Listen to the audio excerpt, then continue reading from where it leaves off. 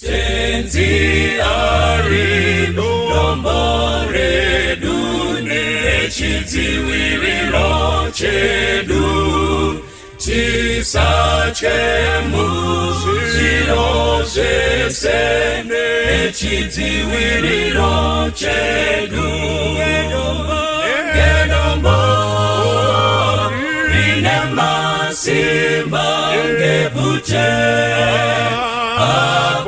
abotaneta ngewedu kutungamira nechidziwiriro chedu futeredu masikati nechidziwiriro chedu mekupenya pausiku nechidziwiriro chedu ngedombo rine masimba ngevute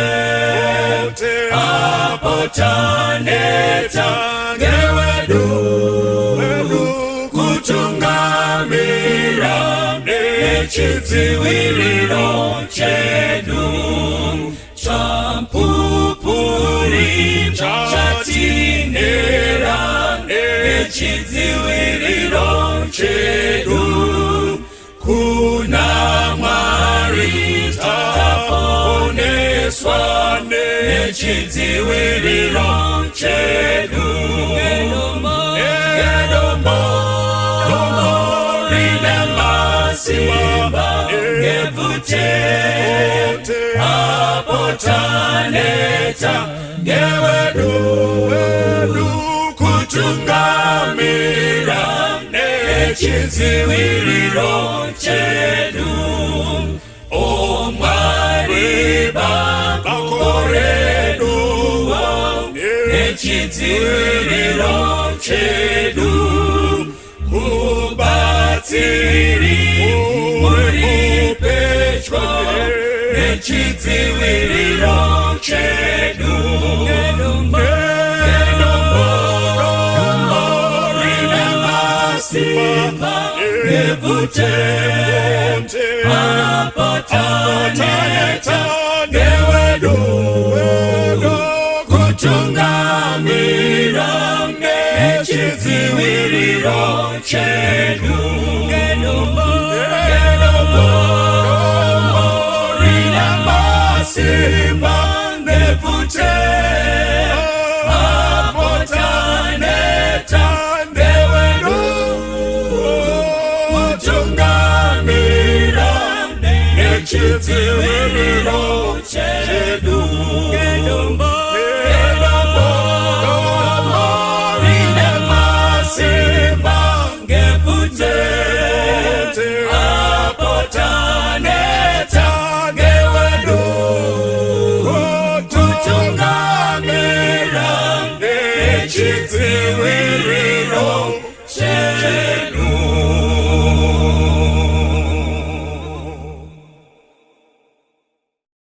Jesu wangu mudiwa ndinouya kunemwi mananda andibata chiripo champupuri ndiwige muponesi kakara kwa nyarara munanditungamira kumushawe kurenga ndimwi chidziwiriro akuchina chechimwe musandisiyendeka tenzi mundibatsire ndosimbira kunemwi rubatsiro zverangu mundifukidze ini ngemapapiro enyu ndimwi Kristu ndinoda zvese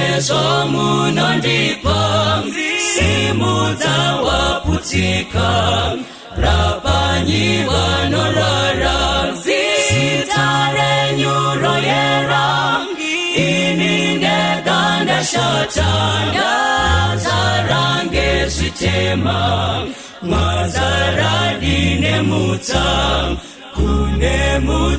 kunemi wekuchenesa ini rega uzondirapa moyo wangu mukati shetimere upenyu pinda mu moyo wangu rirambe chiwerera uzondipa upenyu shetimere upenyu pinda mu moyo wangu rirambe chiwerera uzondipa upenyu shetimere upenyu pinda mu moyo wangu rirambe chiwerera uzondipa upenyu shetimere upenyu pinda mu moyo wangu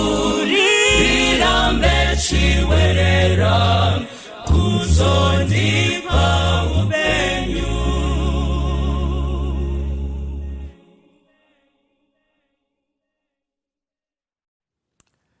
Happy Sabbath. We want to welcome you all to our Sabbath school lesson for this week.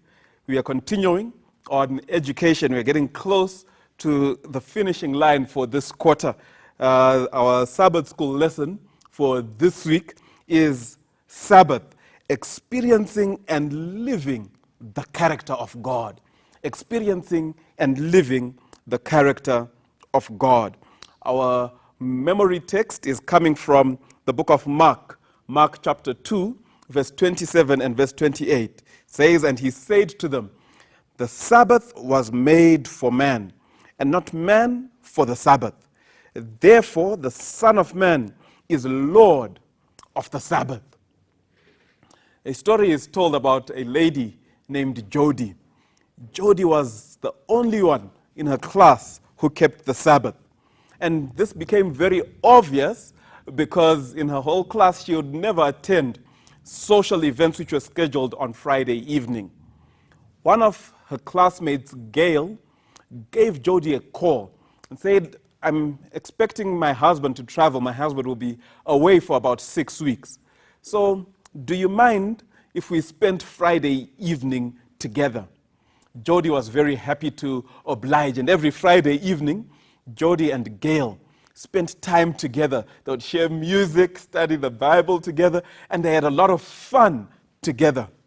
After a few weeks of doing this, Gail one time was shopping at the mall on a Friday afternoon, and she found herself checking her watch and saying, "I'm running late, the Sabbath is soon going to begin." Gail was able to learn about the Sabbath, about the blessing of the Sabbath from Jody. And this week, we want to speak about the Sabbath and the beauty of the Sabbath, how we can share the Sabbath experience with those around us. Many a times we think about the Sabbath just as a list of do's and don'ts, but we want to understand the Sabbath as a blessing to all humanity, and that's what we want to be looking at this week. A time to be astonished. Time to be astonished. God created Adam and Eve on a Friday. First, God creates Adam, then he creates Eve, and we know how the story goes.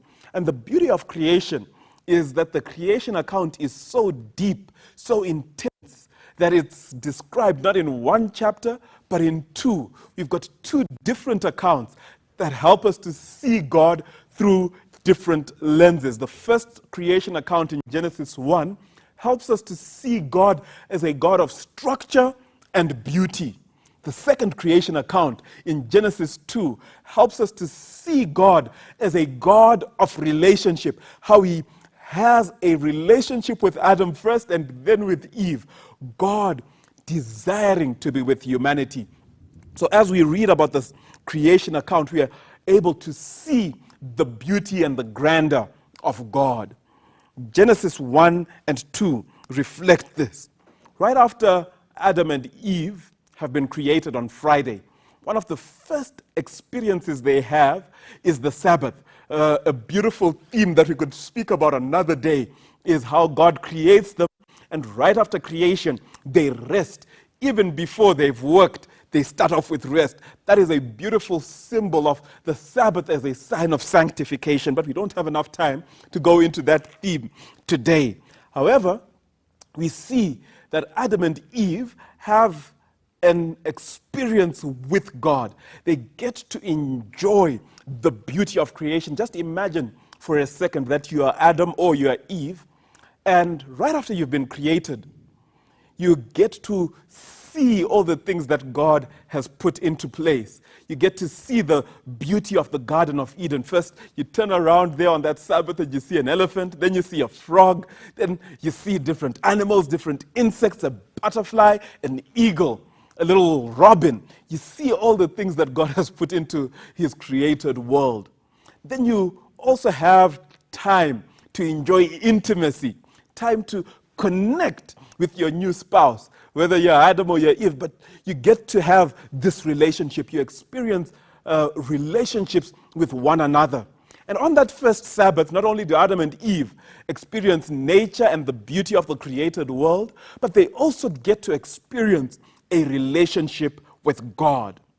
The Sabbath should allow us to experience those three things. First of all, the Sabbath should allow us to experience a relationship with each other. The Sabbath should also allow us to experience a relationship with the created order, a relationship with nature. On the Sabbath day, we need to be able to commune with the created world. Third, the Sabbath should also allow us to experience a relationship with God. The Sabbath gives us that time where we can forget about everything else and enjoy fellowship with our Creator. List the different educational opportunities that Adam and Eve had during that first Sabbath. Which of these opportunities would still be relevant today, even in a different form? How can they enrich your Sabbaths? We want to spend time reflecting on what Adam and Eve would have done on that first Sabbath. Think about it as a classroom, as things that they got to experience, things that they got to see. And think about what lessons we can learn today and how we can enjoy the blessing of the Sabbath. What things can we adapt and implement in our own lives, in our celebration of the weekly Sabbath rest? Time for rediscovery. The Sabbath gives us a unique opportunity to rediscover God, to rediscover our relationship with God, to get some new information about God and then experience God in new ways that we've never experienced him before. When the children of Israel were in the wilderness, one of the things that God did was he provided manna for them. And there were very specific instructions that God gave. If we were to read Exodus chapter 16, from verse 14 to verse 29, we'd hear an outline of the instructions that God gave to the Israelites. First, he told them that manna was going to fall from heaven every day, a nice little seed that they could pound in and grind into a powder and eat as bread and as food for them through the wilderness. They were to pick this manna fresh every morning, every single day. But you know, human beings being stubborn and slow to listen to instructions, some decided to pick a little extra manna. But the manna they would pick during the week, if they kept it, would rot the following day. And on the Sabbath, on Friday, God gave them an instruction. Then I want you to pick double the manna. Pick a little extra manna so that you've got food for the following day. And so some, being stubborn, chose not to pick. And on Sabbath, no manna fell. And those who picked extra manna had manna on the Sabbath. And this manna that was picked on Friday wouldn't rot. So we find that there are two miracles that God performs. The first one is that there's a double portion of manna. The second one is that the manna that was picked on Friday doesn't rot. This allowed the Israelites to remain dependent on God every single Sabbath. This gave them an opportunity to rediscover God every single Sabbath. And God wants to avail to us that same experience. He wants us to have a rediscovery of who He is. He wants us to get to know Him better every single Sabbath. You're talking to a teenager. Just imagine that you're talking to a teenager who is finding the Sabbath boring. He is keeping it only because it's what the Bible says and maybe what his parents say he must do. What suggestions will you have to help him rediscover a positive learning experience? So think about, what are some of the things that you can do and implement? What are some of the things that this teenager can also do and implement to rediscover the joy of the Sabbath? There is a true, meaningful joy that is there in keeping the Sabbath, and we ought to keep on that journey, on that walk of rediscovery. Time for learning priorities. The Sabbath should help us to be able to reorder our lives. One of my favorite passages in the Bible, particular reference to the Sabbath, is Isaiah 58. It's a beautiful poem where God speaks about the Sabbath and the importance of keeping the Sabbath.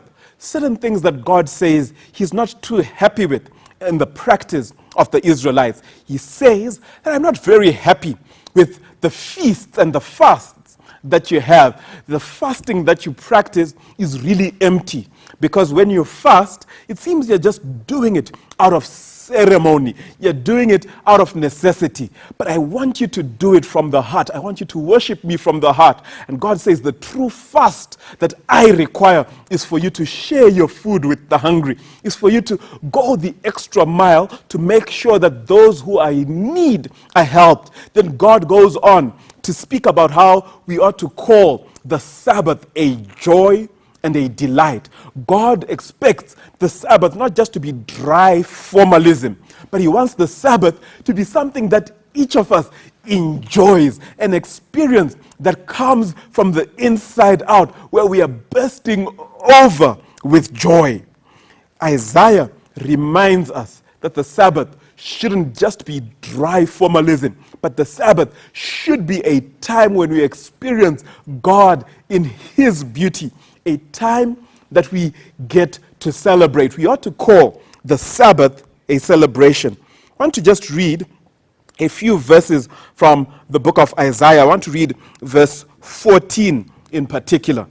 Or let me start off with verse 13. Verse 13 and verse 14 from Isaiah 58. It says, if you turn your foot away from the Sabbath, from doing your own pleasure on my holy day, and call the Sabbath a delight, the holy day of the Lord honorable, and shall honor Him by not doing your own ways, nor finding your own pleasure, nor speaking your own words, then you shall delight yourself in the Lord. I will cause you to ride on the high hills of the earth, and I will feed you the heritage of your father Jacob. The mouth of the Lord has spoken. A beautiful passage of scripture that reminds us to delight ourselves in the Lord. In other words, what the Bible is saying is the Sabbath is not a day for just doing my own pleasure, but it's a day for putting my interests aside and putting God's interests first. So it's a day for me to meditate on the Lord, a day for me to have quality time with God. That is what God requires us to do every single Sabbath, to spend time with Him. Do you delight in the Sabbath? If not, what can you do to change that? Have you learned to honor the Sabbath? Discuss what this might mean with the rest of your Sabbath school class or with your family if you're at home. Be as practical as you can. So be as practical as you can in looking for ways to enjoy the blessing of the Sabbath as an individual, as a family, and as a church community. Time for finding balance. Time for finding balance. Jesus respected and upheld the law of God. Jesus didn't come to destroy the law in his own words, but he came to fulfill the law. But Jesus seemed to have a different perspective of the Sabbath from the religious leaders of his day. Jesus calls himself the Lord of the Sabbath. This is a very interesting term. It's almost an equivalent to Jesus being the schoolmaster or the headmaster of the Sabbath. In other words, Jesus is saying, I am in charge of the Sabbath.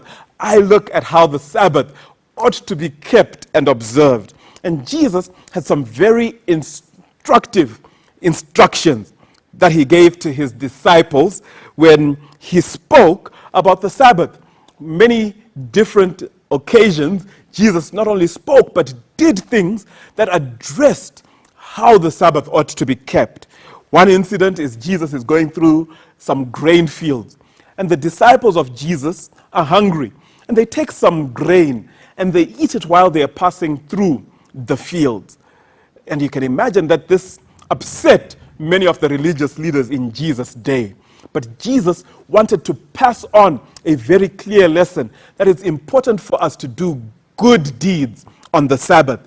Jesus was also notorious for healing on the Sabbath.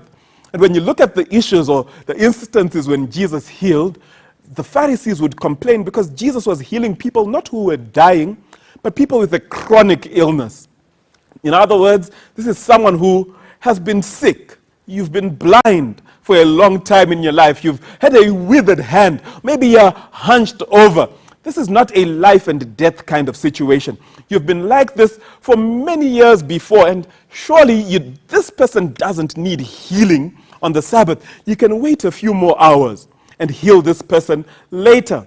That was the reasoning of the Pharisees. But Jesus says, no, it's good to do good on a Sabbath.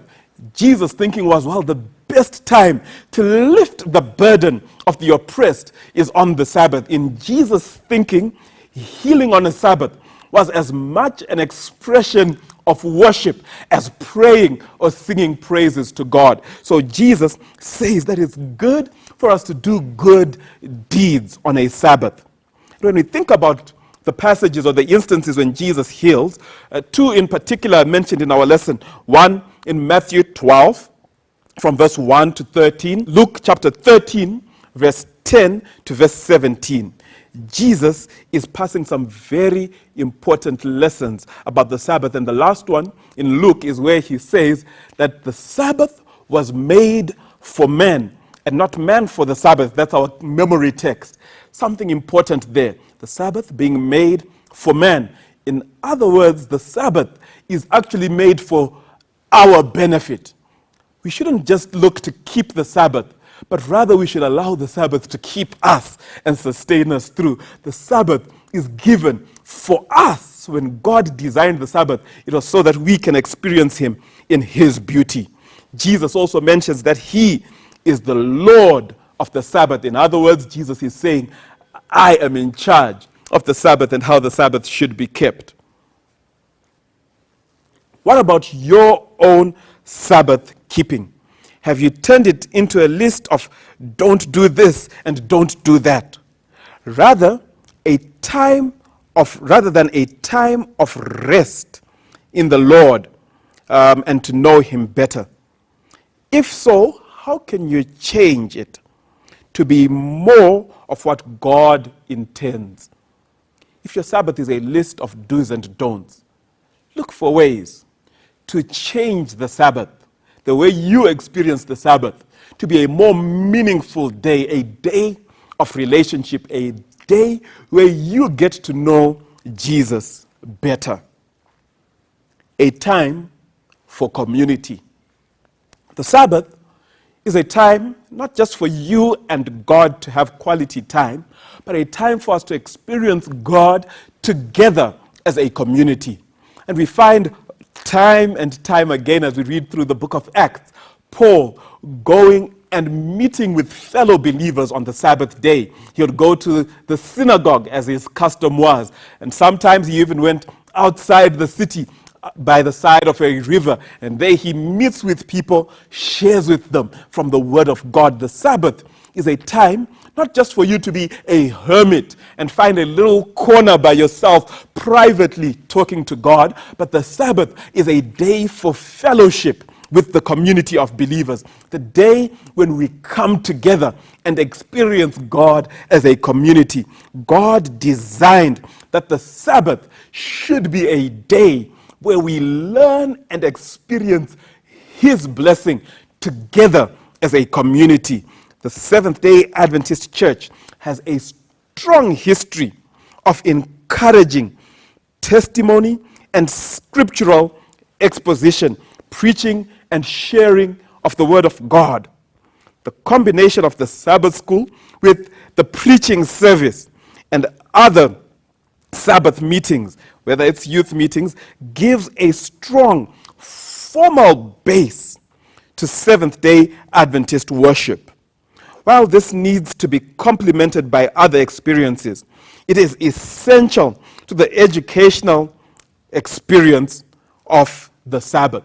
So we need to have the right balance in our worship on a Sabbath day between the structure and the formal education, and also the more spontaneous response to God, worshiping God from the heart. All this needs to come together to form a part of our Sabbath worship experience. Well, God bless you abundantly, and we'll see you again next week.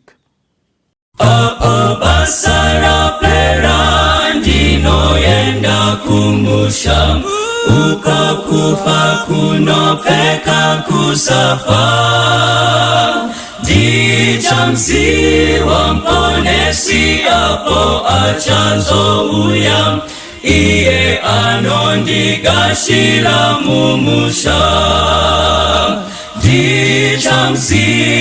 dichamsiwa apo ndichazomira naye dichamsiwa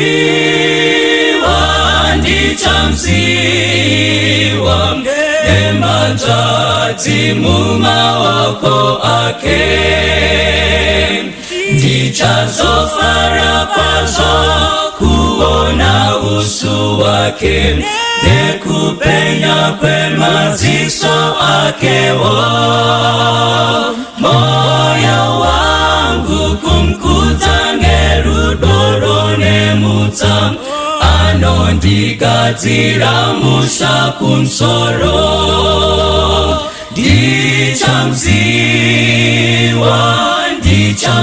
dichamsiwa apo ndichazomira naye dichamsiwa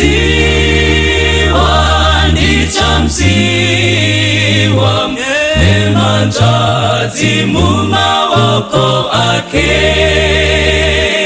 ndinotondera awa wadikanwi wakafa kuti ngerufu tapatsana nawo apo Jesu auya nawo tichasangana asi ndichatanga kuona Jesu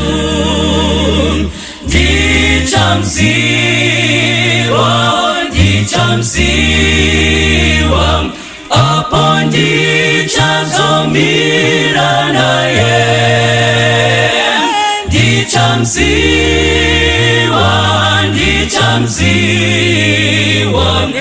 ematati mumaoko ake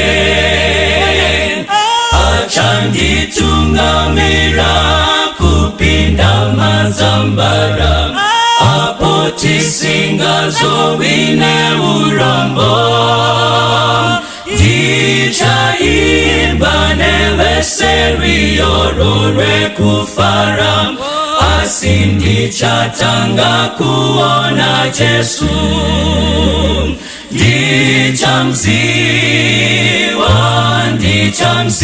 dichamsiwa apo ndichazomira naye dichamsiwa ndichamsiwa nemanjadzi mumaoko ake, ndichamsiwa apo ndichazomira naye,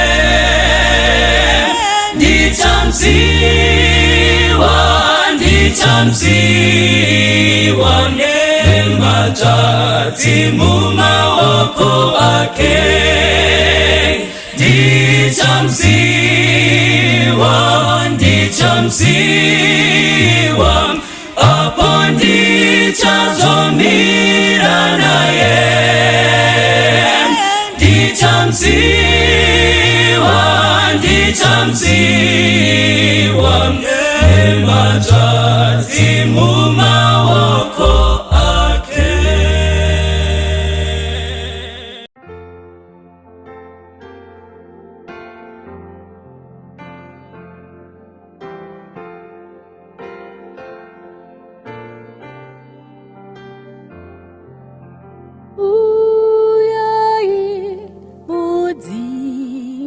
Mcheneza tanyi moyo wangu, uyanyi oji no panoza tanyi moyo wangu,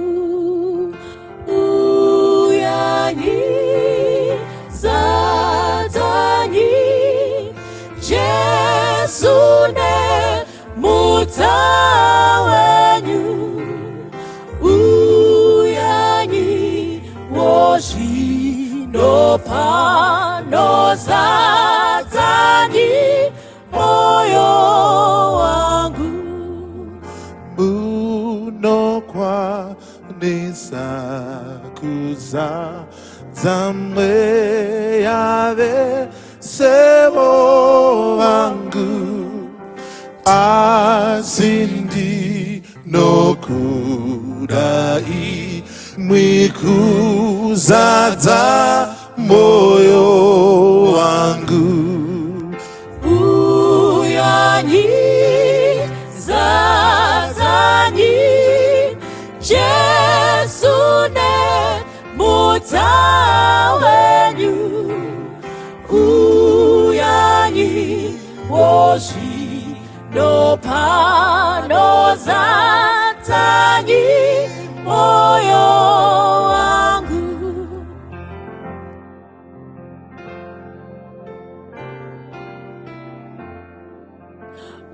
uyanyi mundi chenurenya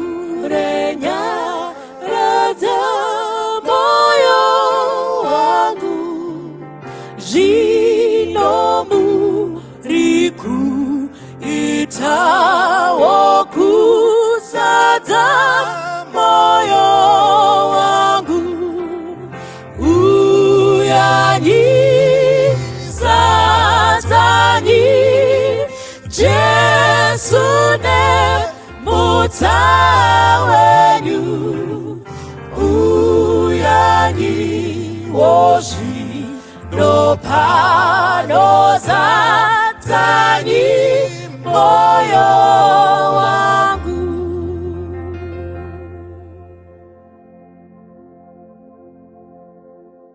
Makadiko sangano dzina raMwari, kusangana kwatiri kuita pachirongwa chekudzidza shoko raMwari, chirongwa chekusimbisana tiri mukati meshoko, chirongwa chekusimudzirana tiri mukati mekudzidza shoko raMwari. Toda kutenda Mwari neurongwa hwese nekufemera zvakanaka zvese zvekuti tive nema-online broadcast iwa atinodzidza tiri in the comfort of our own homes. I hope and pray you are enjoying and you are being blessed, and it is my prayer that one of these days many will be saved through the programs ziri kuuya kwatiri pa online broadcast. Regai tive nenguva yekunamata before we enter into our preaching service for today. Shall we bow our heads in prayer? Let us pray. Our Father in heaven, we come before your presence, and we thank you, Father, for this opportunity you have given us, Lord, to enter into this worship service. We invite, Lord, your Holy Spirit to be with us. May he guide us and lead us throughout the preaching of this sermon. I pray that, Lord, you may remember the listeners as you shall also remember me. Our wish, Lord, is that we may be saved after the end of this message, that we may be lifted and drawn closer to you. This is my request. In Jesus' name I pray. Amen. Toda kutenda Mwari, tiri m'bhuku ramabasa avapostori. Mabasa avapostori. This is an exciting book. Mumwe munyori anoti taenga dai takaripa richinzi the acts of the Holy Spirit. Is the acts of the Holy Spirit. Actually, mukati mebhuku iri tinoona what the disciples kana zvatingati tinoona zvinoitwa nemunhu kana mweya mutsvene uri pamusoro pake. We see the works of the Holy Spirit, kushandisa kwawaita vadzidzi nema-Gentiles vamwe vakazomutswa naMwari nemweya wake. Tinoona kuti a Christian who is led by the Holy Spirit can achieve much. That's what we see in the books, in the book of Acts. And muupenyu watiri kurarama every day as Christians, dai kwainzi maybe zvangada kubvunza a challenge kwauri neni ndezvekuti dai kwainganyorwa rimwe bhuku ramabasa avapostori, waikwana here ende waipinda imomo uchinzi uri character yakafanana nani? What would have been your role mumabasa avapostori? Waipinda here wakafanana nana James, vakaurawa vachiurayirwa kutenda. Waipinda here wakafanana na Stephen, madeacons akaramba akamira paprinciple vakaurayirwa kutenda. Kana kuti waipinda uri Ananias naSafira vekudya zvechegumi. Handizivi kuti mumabasa avapostori which character could have been you or resembles exactly you. But I wish and pray that pauri kurarama uri mukati memusha wako kana tika mwadenga rine mamwe mabasa avapostori rimwe bhuku rakadaro ringange riri kunyorwa nengirozi. My wish is kuti daiwo tikawanikwa tiri sana Stephen, dai kuri kunzi the characters dzevanhu vakamira vachimirira Mwari even under persecution. Dai tikawanikwa tisina kuzofanana nevana vaSkeva vakomana vekuzorohwa too bad nemadhimoni vakanzi Pauro tinomuziva asi imimi hatinyatsoziva. Saka vakomana ava vakatiza too bad vachida kudzinga madhimoni muna Jesu anoparidzwa naPauro. This is my challenge to you. Dai Mwari kudenga atibatsira murandakadzi anonyora achiti iye, we are all still also beneficiaries of the early rain. In other words, mweya mutsvene wakadzika paPentecost, we are also beneficiaries wezvawakaita munguva iyoyo nanhasi matiri unogona kushanda in the same manner. Many times tisu yedu pada tisingazviite fertile for the reception of the Holy Spirit, or tisingazvipe submitting ourselves fully kuti mweya mutsvene ushande matiri. I pray that the Lord will remember us in that matter. Tiri pana mabasa avapostori chapter 10 ndopatoda kutarisa nyaya yedu mukati mezuva ranhasi. Vhesi ya1 inoti panapa, zvino kwakanga kuno mumwe murume paKesaria wainzi Cornelio, mukuru wezana wehondo yainzi yeItaria. Saka Bhaibheri riri kutiudza panapa kuti paKesaria paive nemumwe murume zita rake rainzi Cornelius. And report iyi, it's a report of the Holy Spirit iri kuuya ichiiswa muBhaibheri through the author anova Luke, Dr. Luke. Novari kutipa nyaya iyi panapa.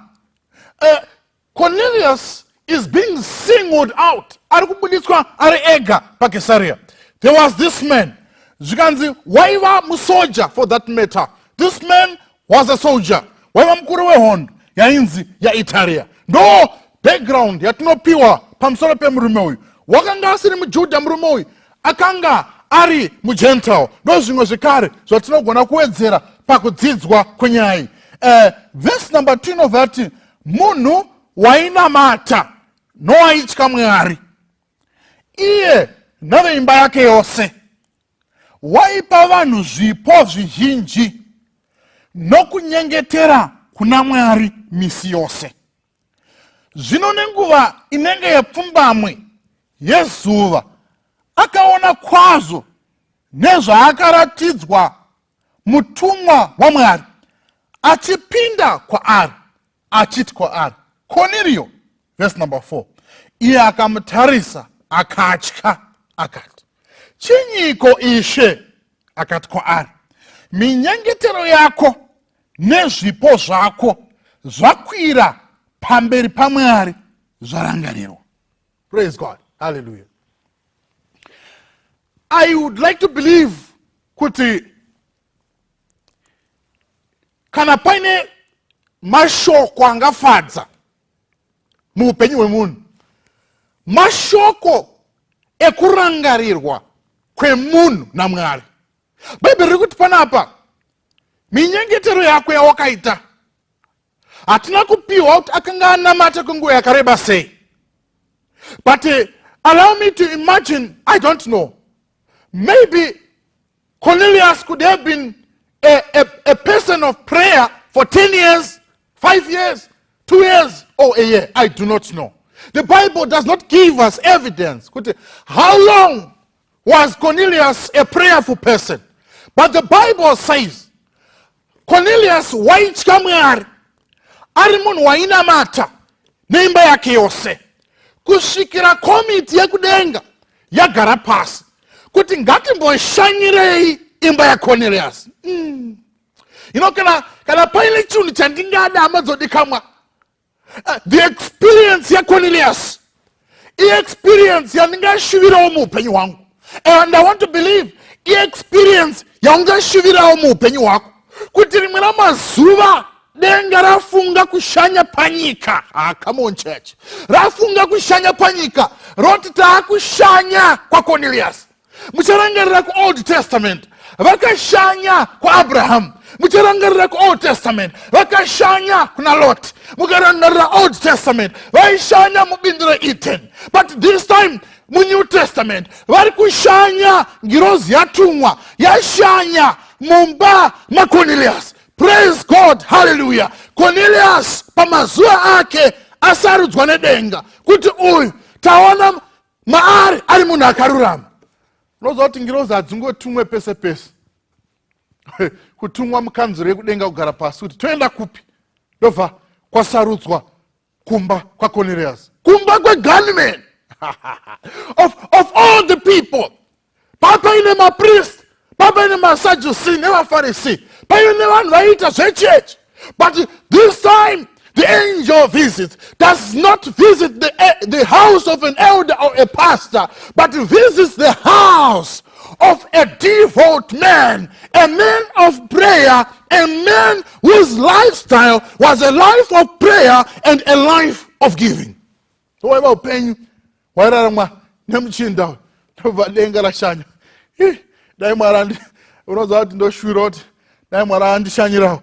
You know, I know God visits us in different ways, and sometimes we may not see, but this appearance of an angel was a life-changing experience for Cornelius. Because when the heavens remember you, you will not remain the same. Ngatarisei panapa kuti zvizviri kuitika. Ukatarisa chapter 9 yebhuku remabasa aPostoli, verse 23.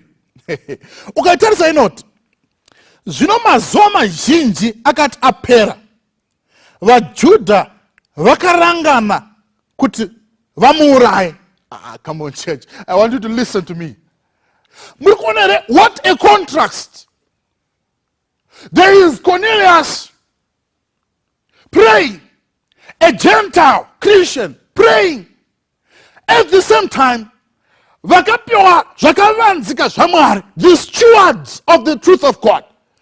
Panguva iyoyo Cornelius pari kushanyirwa nengirozi, ivo ndopo vari kuronga kutauraya sei. Tauraya sei po. Ona munhu waMwari, what a contrast. Kuti vaifanira kunge vachishanyirwa nengirozi vari kuronga zvekuuraya. Masoja asinei naMwari ndo vatiri kuona Mwari vari kushanyira. What a contrast. Sometimes The true Christians, we measure on wrong things. We measure on the minors. But praise God, Panana Cornelius, even they are on their knees. The Jews disappointed God. In many ways. So, the life of Cornelius, lifestyle yake tulikuona pana waiwa munhu wainamata misi yose. I don't know kuti Cornelius akanga adzidza izvikupi, but chaakagona kubata zvaakadzidza. Abata zvaakadzidza akauya nazvo mumba ndokuzviisa kuti make sure kuti family yake yese nevashandi vakanga vakurarama a life of prayer and a life of giving. Regetarise imwe pfungwa yandiri kuona panapa yemunamato patiri kudzidza mukati mezora nhasi pamusoro paCornelius akarangarirwa nedenga ane minamato yakasvika. Ndatarisa vatsvene vakambonyora pamusoro peminamato ndichiteerera ndichida kuona zvimwe zvatingadzidza. Ndaverenga rimwe statement riri kuti panapa, prayer does not change God, but it changes him who prays. It changes him who prays. Prayer does not change God, but it changes him who prays. Ndozvakanyorwa nemumwe munyori panapa. Zvikanzi nemumwe munyori, if you only pray when you are in trouble, you are in trouble. You did not hear that. If you only pray when you are in trouble, it means you are actually in trouble. That's what the saint of God says here. Another one says, prayer changes everything.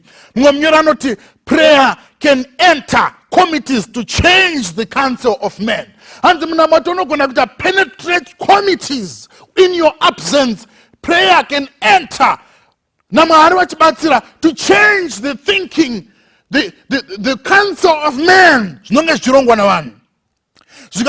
No man is greater than his prayer life. No man is greater than his prayer life. I have come one wamarima mangwana nano kune vamwe maskati kana manheru ndavakuzo kusimudzirana pamwe chete nemi apo tichitarisa upenyu Cornelius, a model life is presented to us by Cornelius. It was a life of prayer. In living a life of prayer, Cornelius became like Jesus. In living a life of prayer, Cornelius was emulating the life of Jesus. Nakuti upenyu wemukristu, upenyu wekunamata. A prayerless Christian is a defeated Christian, is a powerless Christian, is a Christian who always will be defeated by the evil one. Saka panapa Cornelius tomona akanga ari munamati. Ndava ndafunga kuti Paul achinyora anoti pray without ceasing. Doma nyora anongoita anongoti pray without ceasing. Doma nyora. And pray without ceasing. Arkungoti, let your lifestyle be a lifestyle of prayer. Let your daily life be a daily life filled with prayer. Says and do not be weary in praying and doing good. For one of these days, God will come, or he will send his angel and say, you have been remembered. Hold on. Keep praying, my sister. There are some who have got prayer requests that have not been answered for too long. You have been praying for something, but you have not yet seen visibly the answer to your prayers. I have come to you, my brothers. Ne mufananidzo wa Cornelius. Tirikuona tirimwana mazuva Cornelius akavarairwa. One of these days, the heavens had to send an angel. Your prayers have been remembered. Praise God. Hallelujah. One of these days, it will not be as usual when God shall remember your prayer. I know there are many Christians who have prayers that seem to not have been answered. And still, some of them are discouraged Some of them vakutoneta. But I am here to challenge you from the life of Cornelius. One of these days, ndikaniverenge pa verse 4 ya chapter 10. Iye akamtarisa ngirozi yasvika akatya. Akati chinyiko ishe? Akati kwaari, minyengetero yako nezvipo zvako zvakwira pamberi paMwari zvarangariro. A day will come, my sister. A day will come, my brother. A day, today we may seem the same. But what I want to assure you, there are some who are crying in the closet. And one of these days, the heavens will visit them. Marucha varangare. Ndavanafunga urikuona kuti life yakinga yakurara mwana Cornelius it was a lifestyle. Yemunamato. At the same time, it was a life of giving. I want to challenge you also. As we pray, let's also be giving to God. As we pray, let's also be giving to God. Returning our tithe and offering. Remembering the poor, the widows in our midst. Tichinamata at the same time. Tichita mabasa emutsa. That was the life of Cornelius. That was the lifestyle of Cornelius. That was vanrangaridza mazuva akararama ishe panyika. Mazuva akararama Jesu. Handiti minyora noti ngatifambei sekufamba kwakaita Jesu. Ngatifambei mumatsiko aKristu Jesu muponesi wedu. Kana tiverenga vaHebrew chapter 5 pa verse 7. Bible rinoti iye pamazuva enyama yake wakauya kuna iye wakanga achigona kumurwira parufu neminyengetero nemikumbiro achichema nokuchema kukuru nemisodzi akanzwika nokuda kwokutya kwake Mwari. Bhaibheri riri kuti panapa kunyora kuri kuita munyori Pauro achinyorera vaHebheru ari kuti iye ari kutaurwa ndiJesu pamazuva aakararama panyika wakauya kuna iye wakanga achigona kumurwira parufu.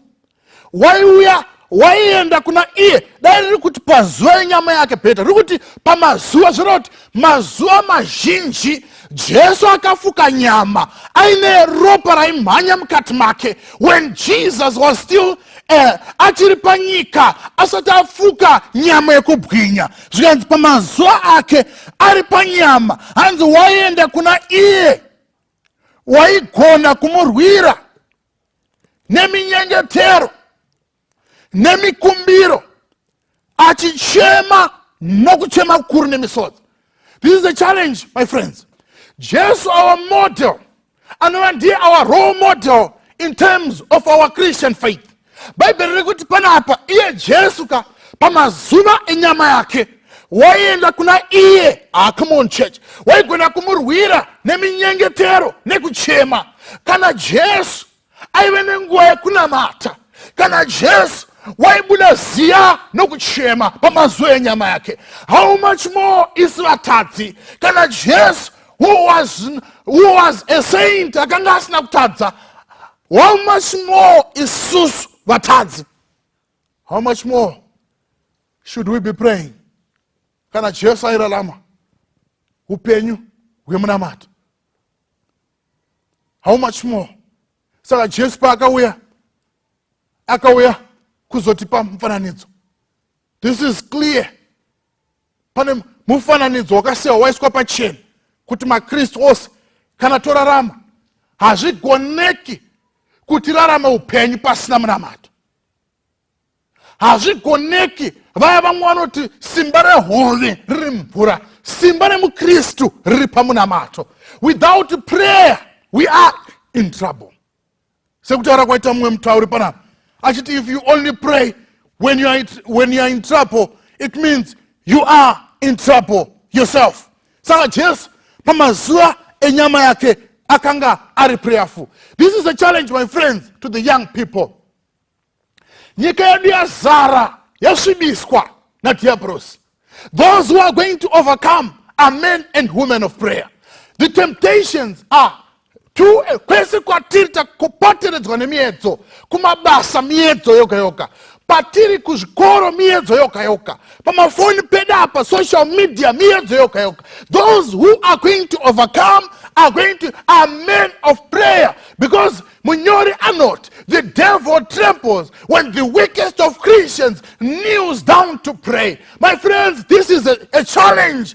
By prayer, we enter, we even visit the throne room. Unazoti nemunamato tinopinda kudenga kwatisati tapinda. Nemunamato tinoshanya in the presence of God. Nemunamato tinopinda kudenga. Tapinda. Tisati tatikupinda physically, topinda nomunamato. So Cornelius, this was the life of Cornelius, and this was the life of our Savior, Jesus Christ. Waiwe upenyu wekunamata. Saka this is a challenge, my friends. Kudzimba dzedu samakristu.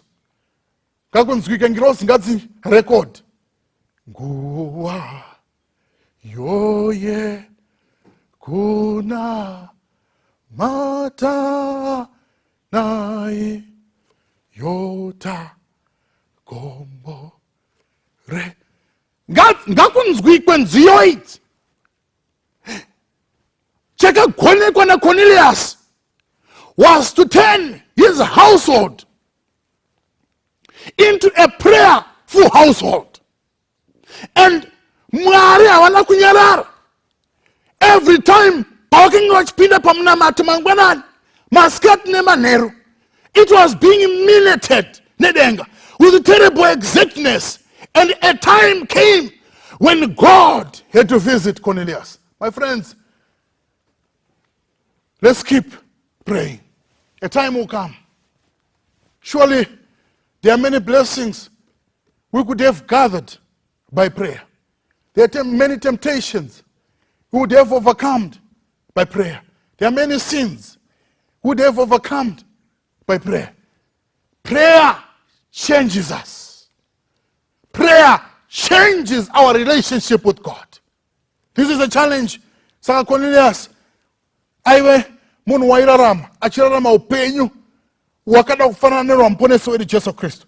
Daitinga manya tese mBible, tinoona pane vakatangira kuna matakara. Da rangarira, mukomana anonzi Elijah, waibva kumakomo aGilead. Mukomana rangarira ipa gomo reKarmeli. Mukomana uya wokunamata, munamato, wakadzikisa moto. Pa ukapisa altar pakazara mvura, zvikaonekwa kuti Mwari wake ndiye aive Mwari waifana kunamatwa.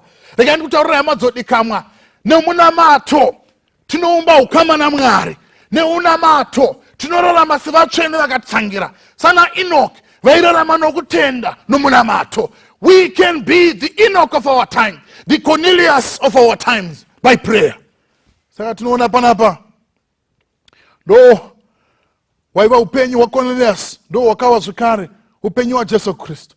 Ana Elijah tichivaona Sunday oga basi, ukamhanya ukatarisa upenyu wavakomana unoona unosangana naDaniel nana Meshach naAbednego. Patemwa kuti vanhu vanofanira kufa, tinosangana nevakomana vanotorana voenda mucloset, vopinda vonamata, vokumbira Mwari kuti azarure zvakavanzika zvedenga by prayer.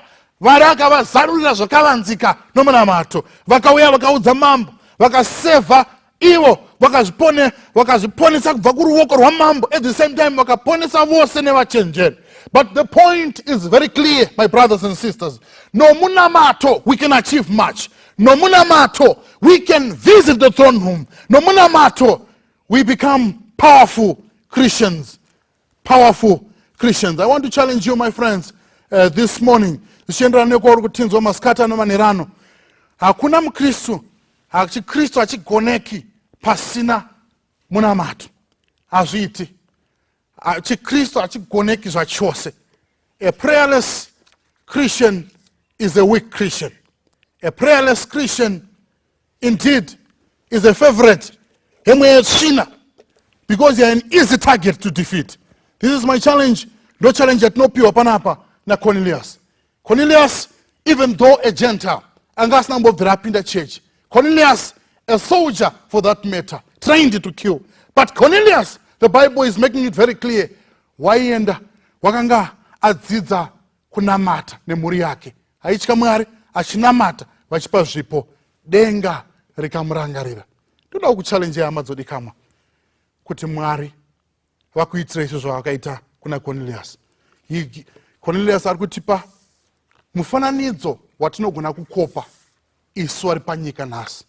Rimwe ramazuva Mwari vanotirangarira, vanotumwa mutuma kuna Cornelius, and that may be your experience too if you live a life of prayer.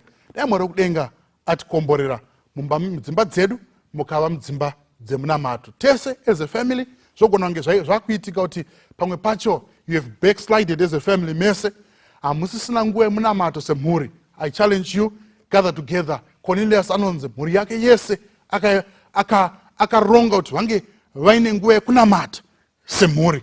This is my invitation kuti ngatidzidzei hama dzodikamwa kubva muupenyu hwaCornelius, tikope kubva kwaari.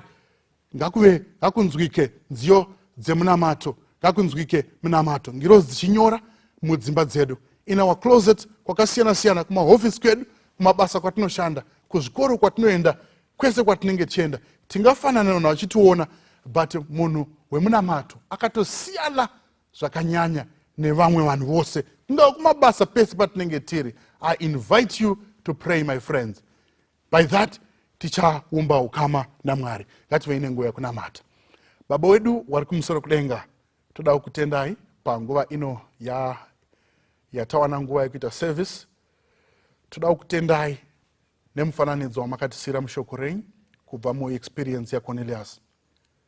Tadzidza Mwari kuti nemunamato rimwe ramazuva makamushanyira nengirozi muchiti munamato yake yakanga yasvika pamberi penyu.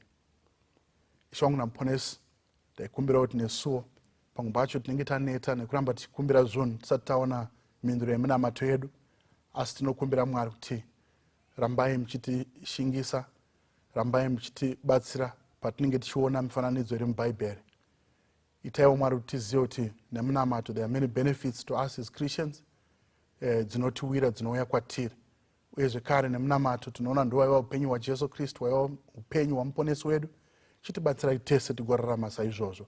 Maite enyu Mwari uyu munamato wedu muna Jesu tanamata. Amen. Amen. Nguva yekunamata, moyo unofawa, twauya kuna Jesu mponesi wedu, nekutenda twauya kuchishangu chedu. Ora pawa makaneta, shakanaka kuwayo, mukunamata, tinokomborerwa. Ora pawa makaneta, shakanaka kuwayo, nguva yekunamata, tenzi oswedera, anetsitsi kunzwa vana vachichema, zvese tinozviisa pamakumo ake. Ora pawa makaneta, shakanaka kuwayo, mukunamata, tinokomborerwa. Ora pawa makaneta, shakanaka kuwayo, nguva yekunamata, apa vanoyedzwa toisa kuna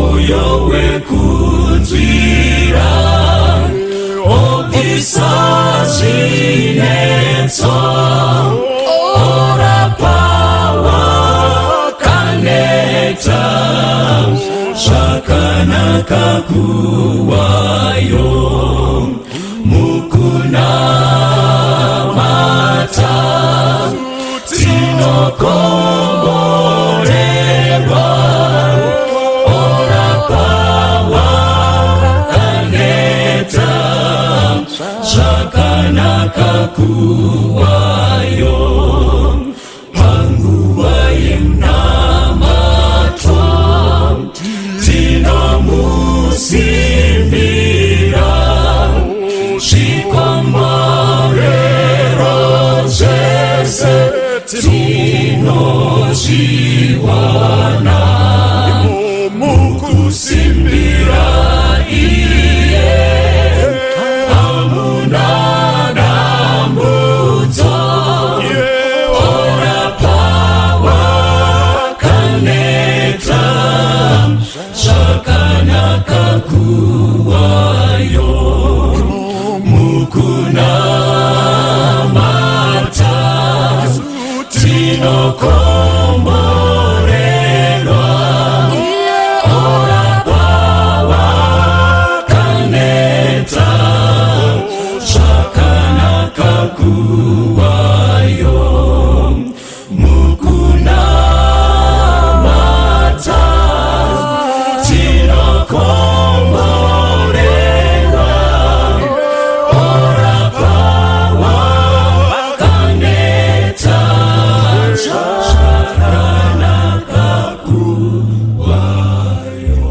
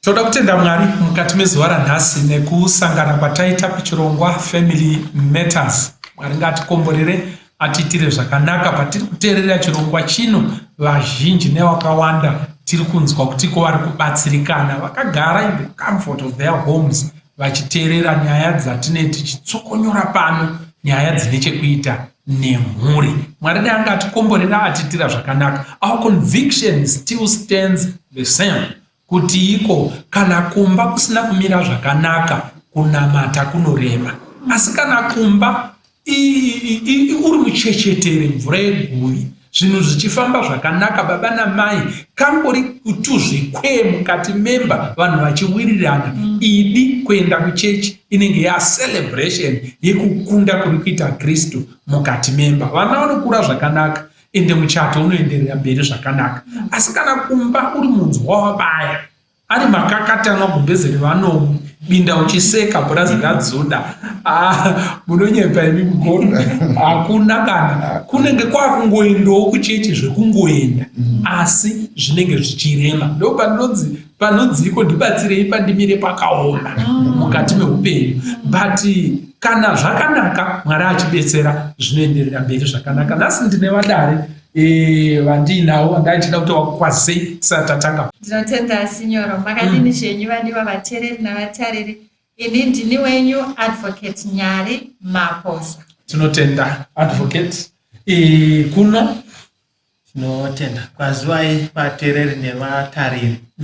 Ini ndinonzi Mabande Given, ndinofarira zvikuru nyaya dzefamily life, nyaya dzemhuri, ndinodziparidza nezvadzo zvakanyanya, saka ndiri kufara kuwapa chirongwa chino. Tinoda kutenda chose. Touya pano panasavira wangu. Kwasiso kwamuri mose hama nehanzvadzi. Ini ndinonzi Watson Mbiriri, ndiri mufundisi. Ndiriwo zvakare murume wemudzimai mumwe chete, vana vatatu. Ndinowanzofamba naSinyoro tichipunza zvikari zvinoshinyira. Toda kutenda chose. Inini wenyu ndinowanzoti yours truly Sinyoro. Pastor Francis Mbira, ndinotamba naGono nevadare tichitaura nyaya paFamily Matters. Mukati mezuva ranhasi tine nyaya yakakosha mukati meupenyu yandoda kuti muteerere zvakanaka, inogona kusimudza nekumutsa rudo mukati memhuri dzedu kana tikateerera tikakonekta zvinhu zvakawanda. Masuggestions achauya pano zvinokwanisa kurapa mhuri kuti iendere mberi zvakanaka. Nyaya yatinayo mukati mezuva ranhasi inyaya yema one-sided relationships. Muchato wekuti iko unenge wakarerekera kunzvimbo imwe chete. Makambosvika here pachishona chekunzi hanzi kudanana wega? Ndonyaya tinoda kutaura nhasi yekudanana wega, kunge ndounoda chete asi mumwe anenge asina basa nazvo. Ma-one-sided relationships ari kurwadza vanhu vazhinji. It's a source of pain kune vanhu vakawanda. But nhasi tachida kuti timbobetserana, chimbori chinyiko, zvakamira sei, zvakare toita sei kana tiri in one-sided relationships. Maybe ngatitangei kupanda Gono pamwe chete nevadare Advocate Nyari. Chinombonzi one-sided relationship chimbori chinyi? Ngatiripunzei dende iroro tozonyatsobata icho chifenga icho tichizvidambura zvakanaka, tichizvirongedza kuti iko vadare vateereri vedu vakwanise kuwanawo rubatsiro. Totangana nigona aroda kudenda mangwiro ndiani nhasi. Ndinotenda mufundisi. Munoziva kana tine chikero, handiti chikero ndechekuti chinogona kuita chimwe kana kukaremera kudivi rimwe chete chinodzika, but chikazosvika pakuti zvaenzana, unoti aiwa chikero chadini chaenzana. Kazhinji muchaona kuti marelationship anofadza nemichato inofadza kana zvakaita kuenzana. Zvakatizenga kubhalanza kudai, apa kubhalanza parudo, kubhalanza pa-access to funds, apa kubhalanza pakuti ndiri kuitawo zvandinodawo murelationship. Ndichizamawo kuti ndikufadze wewe, iwe uchizamawo kuti undifadze. Kakushingirirana, kakukowerana zvakare kuti iwa tiri kutofamba mandima imwe chete. Asi mukazoona zvazvo kuti chikero and hazviitawo kuti mazuva ese zvinzi chikero chiva chakatongoenzana aiwa that's not practical. Dzimwe nguva chinombodai, dzimwe nguva chombodai, asi kazhinji mofanira kuziva kuti iwa zvikambodonhera uko zvombodonhera uko zvombodonhera uko handitika dzimwe nguva zvomboenzana, asi zvikaramba zvakarereka kudiviri rimwe chete. Unoziva chero uchifamba unoita fanike washodoka, haudzi kufara unotoita chiveve ukaramba wakagara kudiviri rimwe chete uri ngazi sitofunya chisero kaizozuse madzimai wakafunya chisero asi wakatsimbirira gumbo rimwe chete chiveve chinotobuda. Saka ndomuka nyaya yamuri kutaura ndeyekuti chii chiri kubhedha kuti chiveve chivepo. Saka ndomuka one sided relationship irelationship yaunza chiveve chekuti yaremera kudiviri rimwe chete for a long time. Hapana mwana mukana wakumboshandukawo kuti ndigare ndakadai also uyombogara wakaita so.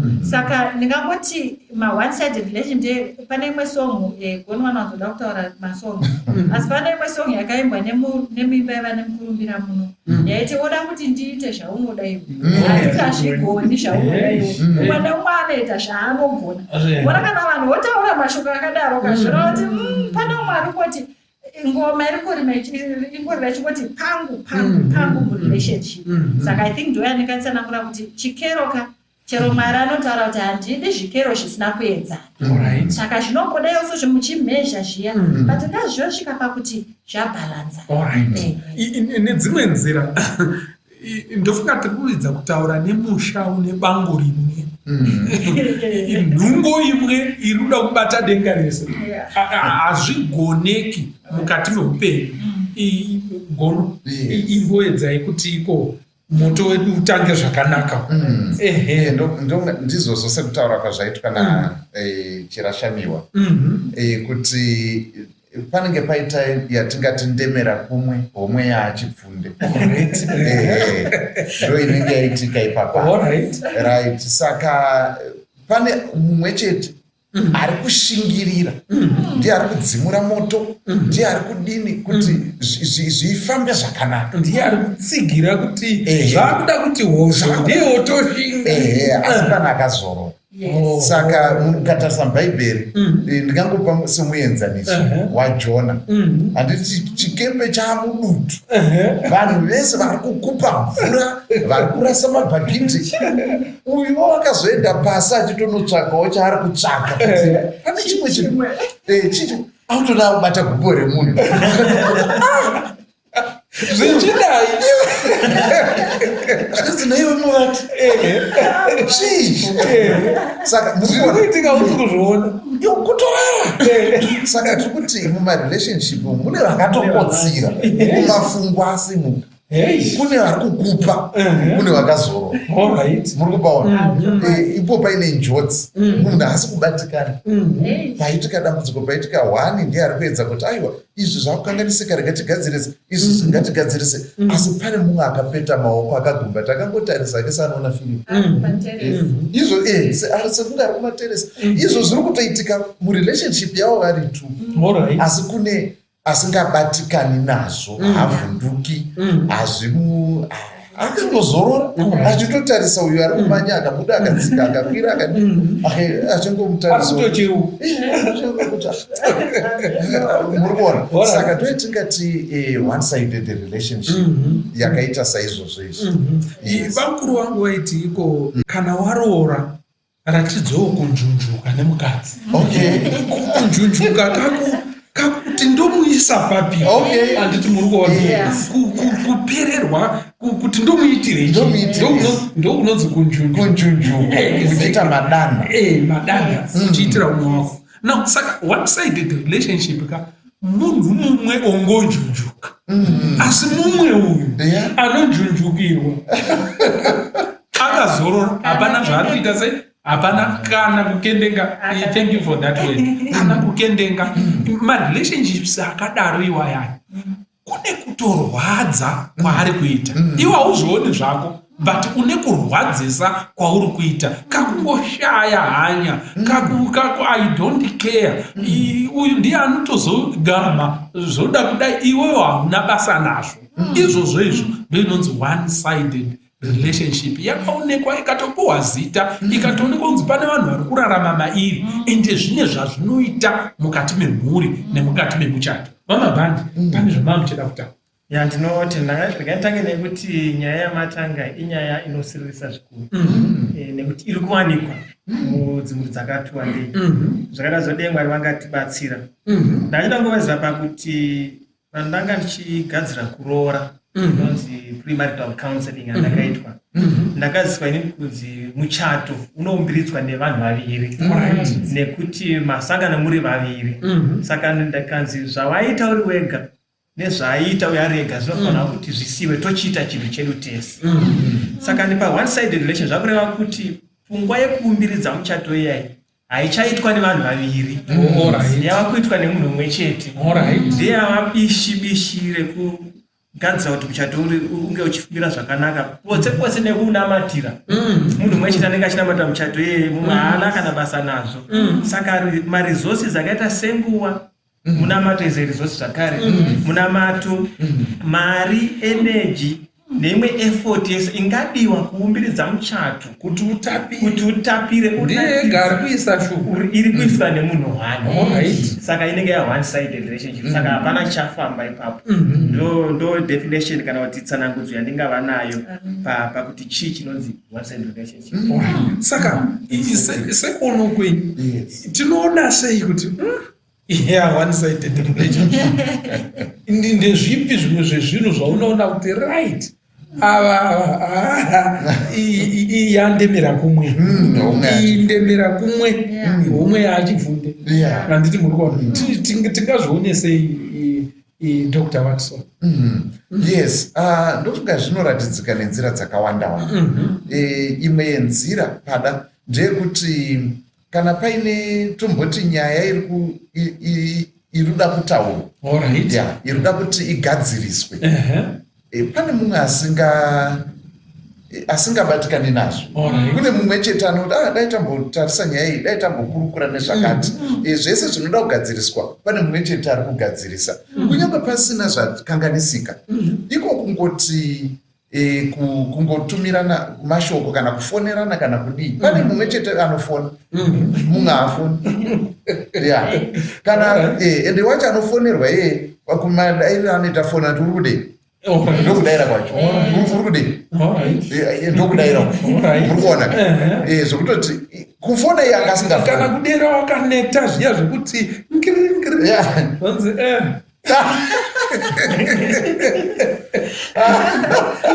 kutodirwa gowa kuita bora wadirwa gowa unoziva kuti pane imwe foni yekuti iko ukaitambira kana kuti ukaderwa nemunhu ari kuko unozokuda kutaura zvimwe unozokuda kutaura mashoko but kana yako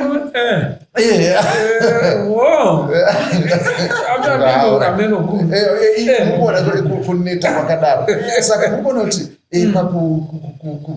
zvinhu zvakaita sekusenderana mashoko chaiko zvichingoitwa nedivi rimwe chete then imwe yenzira zvakare inoratidza kuti pane ndemera kumwe ndoyekuti munhuka ane nguva neshamwari dzake nezvimwe zvinhu iwewe haakuwanire nguva haawanire munhu anobatikana nezvo akanzwa kuti kwanhingi pane katambo yavo yawira mumugodhi aiwa anomhanya asi kuti akanzoma 11 kusvika mugodhi wanaka ukazotata ndabayiwa nechipeneti mama akatarisa murikuona asi saka zvine imweni zvokuti mabayiwa nechipeneti asi zvetambo yawira mumugodhi aenda akanoburitsa akaita mazano kuti zvinondoita sei saka kusabatikana nemumwe wako kuti ari kunzwa musoro kana kuti ari kutaurawo zvamufadza kana zviri kumuremera kukosha hanya nazvo kuti so what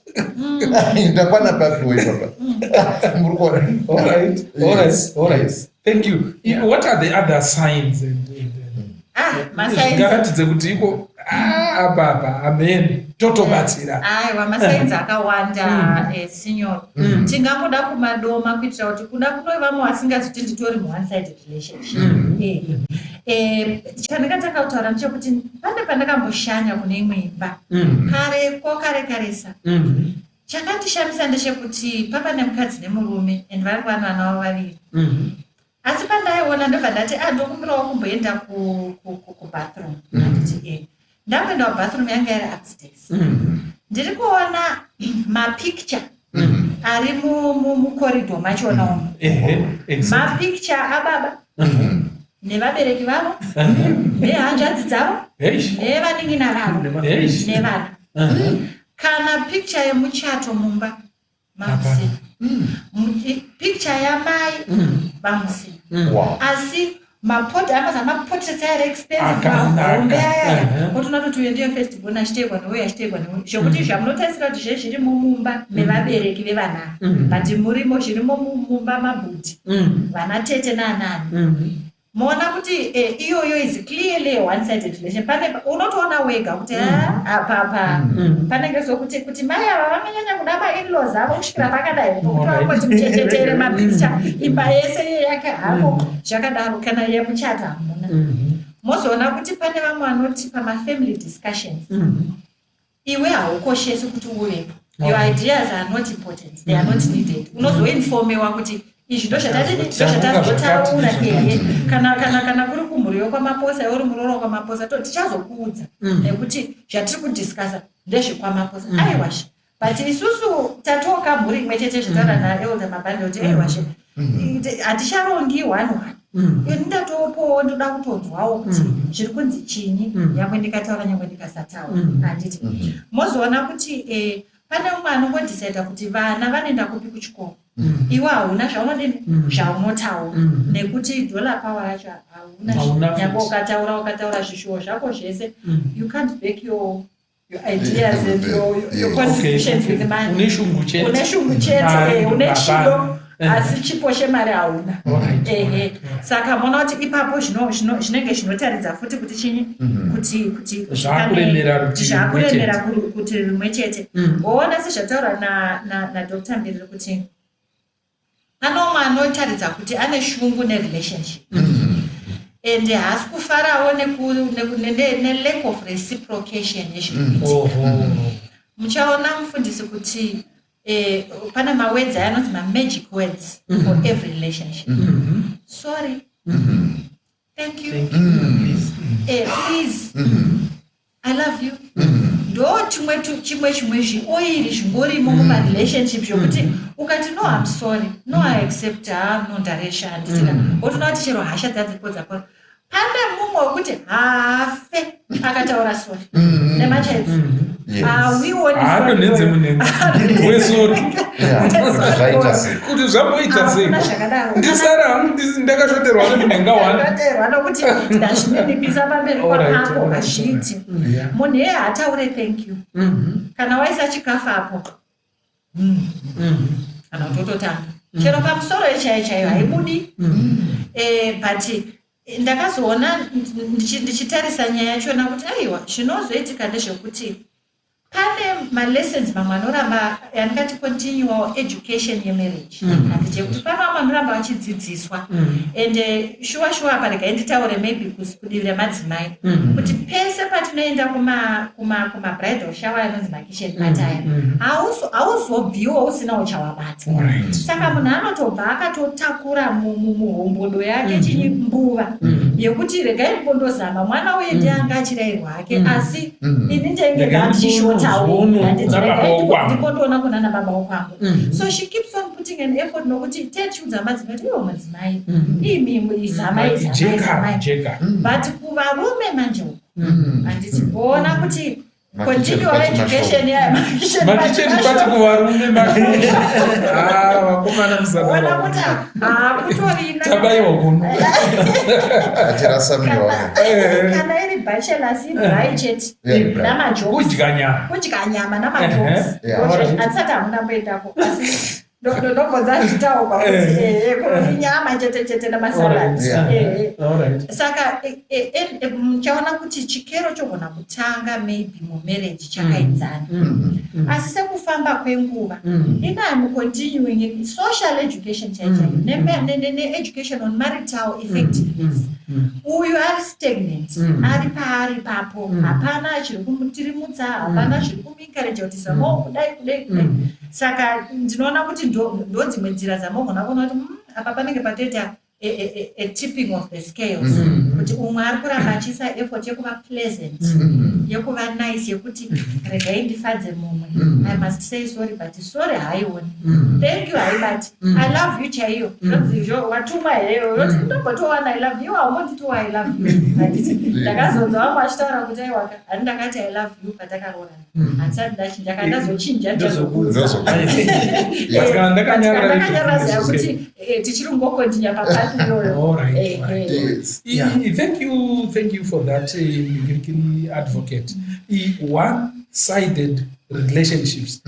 Kune zvinhu zvatabata kuti mukaona kwakadai zvinoratidza kuti iko homwe yachifunde iri kuremera chimwe chete. Saka nemamazwi zvatinowanzokurudzira mukati memuchato vana mai nana baba. Muchato ndowanzotaurira vana vandinochatisa kuti iko kana mumuchato watanga inonzi operation kudzorerana. Kudzoserana zvinhu zvakanaka. Haungojaidze munhu kuti angokukisa, umukise bheki. Saka ujaidze munhu kuti angoti I love you, mukandiroze bhombo rekuti I love you back.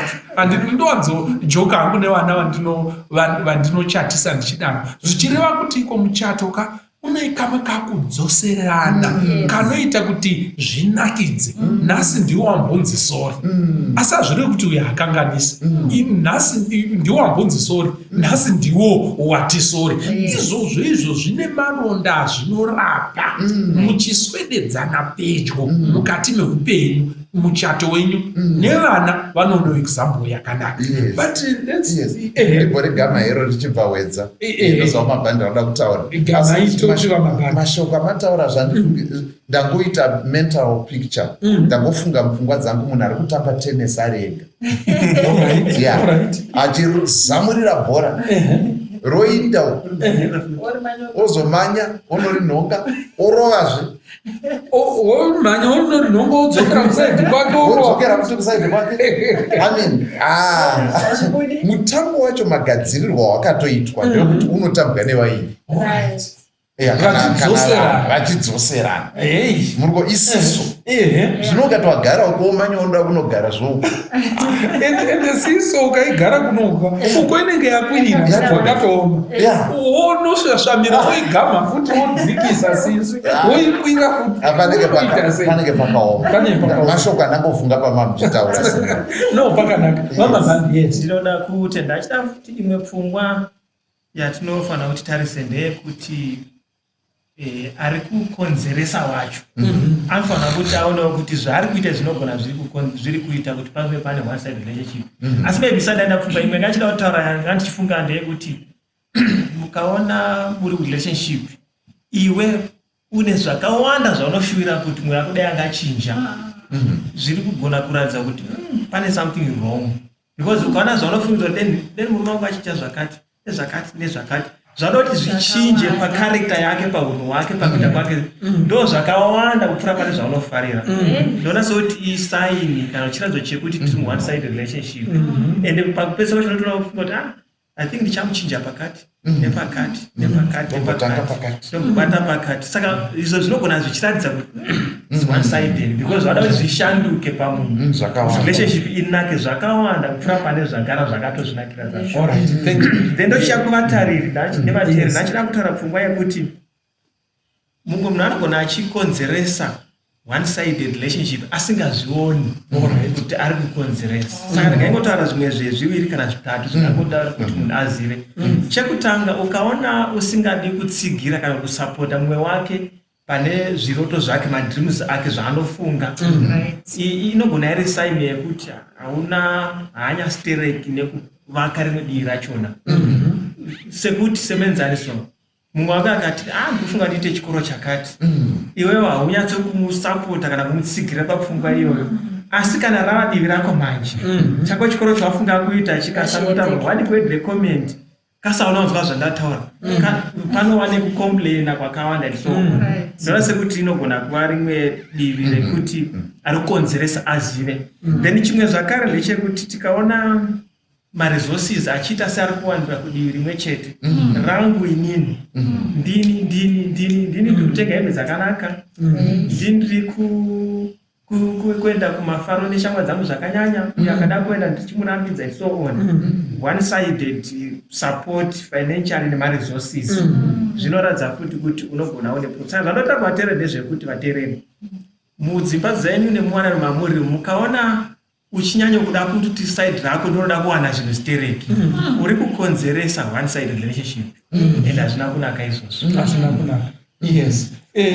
Yes.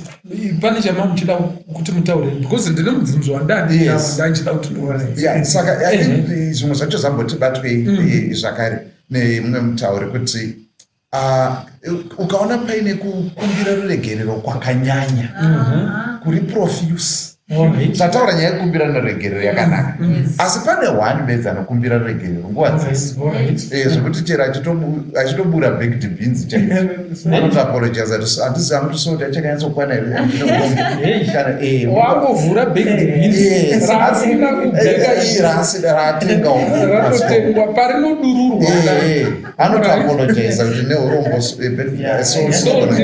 hazvizikanwa saka kukumbira ruregerero kwakanyanya kunyange zvatokanganiswa nemumwe uyu ndiye anotoona aine anotoziye musengwa saka pane pfungwa inenge iri mumunhu yekutika ari kuda kuti agamuchirwe nemumwe uyu afadze uyu pobata ndepapi saka zvinomufadza ndezvipi pamwe mubhinzi imomo ndomachagumbuka rega ndisane ndagadzirisa ndakumbira ruregerero nekuti saka mumwe uyu ari kuramba achingoishingaira kuti agamuchirwe nemumwe wake saka panouya kukumbira ruregerero kwakanyanyisa and yet at the same time this person is being taken for granted. Yeah, when you take your spouse for granted hazvina nebasa rese and so on zviratidzo izvozvo izvo zvokuti zvinhu hazvina kumira zvakanaka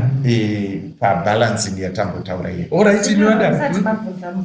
ndodambowedzera papapa ndatokonywa nagono kuti pane umwe wokuti anoda kunyanyisa anonyanya kupoza yatinoti bending over backwards to please the other person handiti iyo kuti nderishi everything zvinofanira kuva perfect ndinoziva ndinonyanya kuzivurura pamusoro pake more than kuzivurura kwaanoita pamusoro pangu kana uri mutupo ndogona kutoita mutupo wese chikandamina weshamuri paundamashingo agoverwa akapura ndinoziva zvese iye kana akangoziva kuti inini ndiri madhuwe zvatopera handiti zvatokwana ipapoatopera saka ukaona umwe wako iwo uchishingaira towards their joy more than kushingaira kwavari kuita towards your joy izvozvo that's already a sign yekuti pane something chiri kuitika and zvinogona kuva zviri kukuafecta iwe usingatozvizivi kuti he likes blue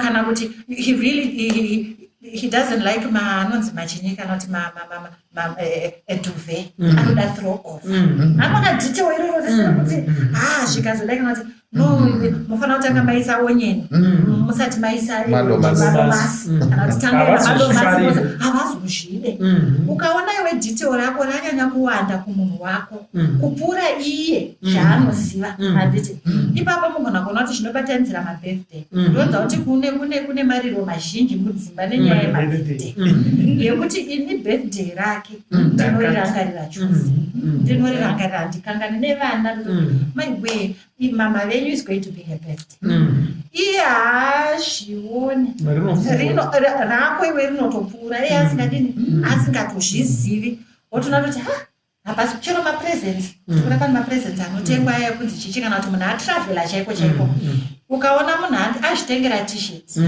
handiti iwe kutoti uchatarisa kuvhuraziso kuti kuda changuwo chichabuda ipapapa dhololo hapana chabuda ndiye anongouya aine akanzi just do it mama naiki nemai iye chero kupfeka chaiko unoona dzimwe nguva kuti mumba womukomo ari kuwana mari ndimai nekuti mapfekero amai namahigh heels zvinomecha nemahandbag zvichidii baba ndo zvazvitotaura kuti vanzafanika vanotosunga kuti shwe negai kana netambo otona kuti mumba umo mune kamwe Zvirinetsa. kaimbalance kari kuitika. Chirega ndipedze neino yekuti imwe one sidedness ndeyekuti panyaya dzepabonde chaipo munoona kuti pane one anoinitiate. Handiti kana ukasatoita sewakumbira kana kudekaira kana kudini zvatofa. Hapana. Kana ukasaitaurawo ndikuda kuti ibvi hauna kutaura. Saka munoona kuti it's one sided pakuti pangori nemunhu one ende izvozvo zvinowanzo kuitika kuvarume. Varume nekuti takambotaura kuti shuwa varume bonde rakavakoshera. Of course kuvakadzi rakakosha zvakare. Asi kuvarume pressure inenge inoti one day. Saka ona baba ndo vanoramba vachingoti vachinyengerera ivo vanyengerera vazodii handitika.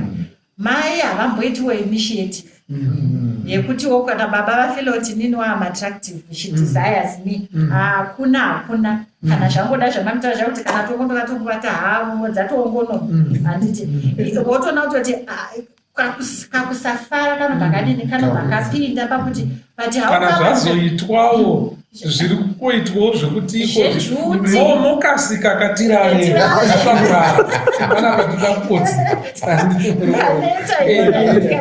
unoziva kuti munhu anoenda kubasa saka itai zvinhu zvenyu muchiita sei muchikasika tigaga tikodzi saka ipapapa panobuda one sided akaoma one sided zvobva zvazoenda kuye kwatichitaura kuti zvokuti zvinoeni kana ndichirida bonde racho kuda munhu akutoshandisa nyaya yekuti akafizuka akafinuka haari mukosheri. Saka kana uchitorida saka let's bargain, be a nice boy, be a good boy.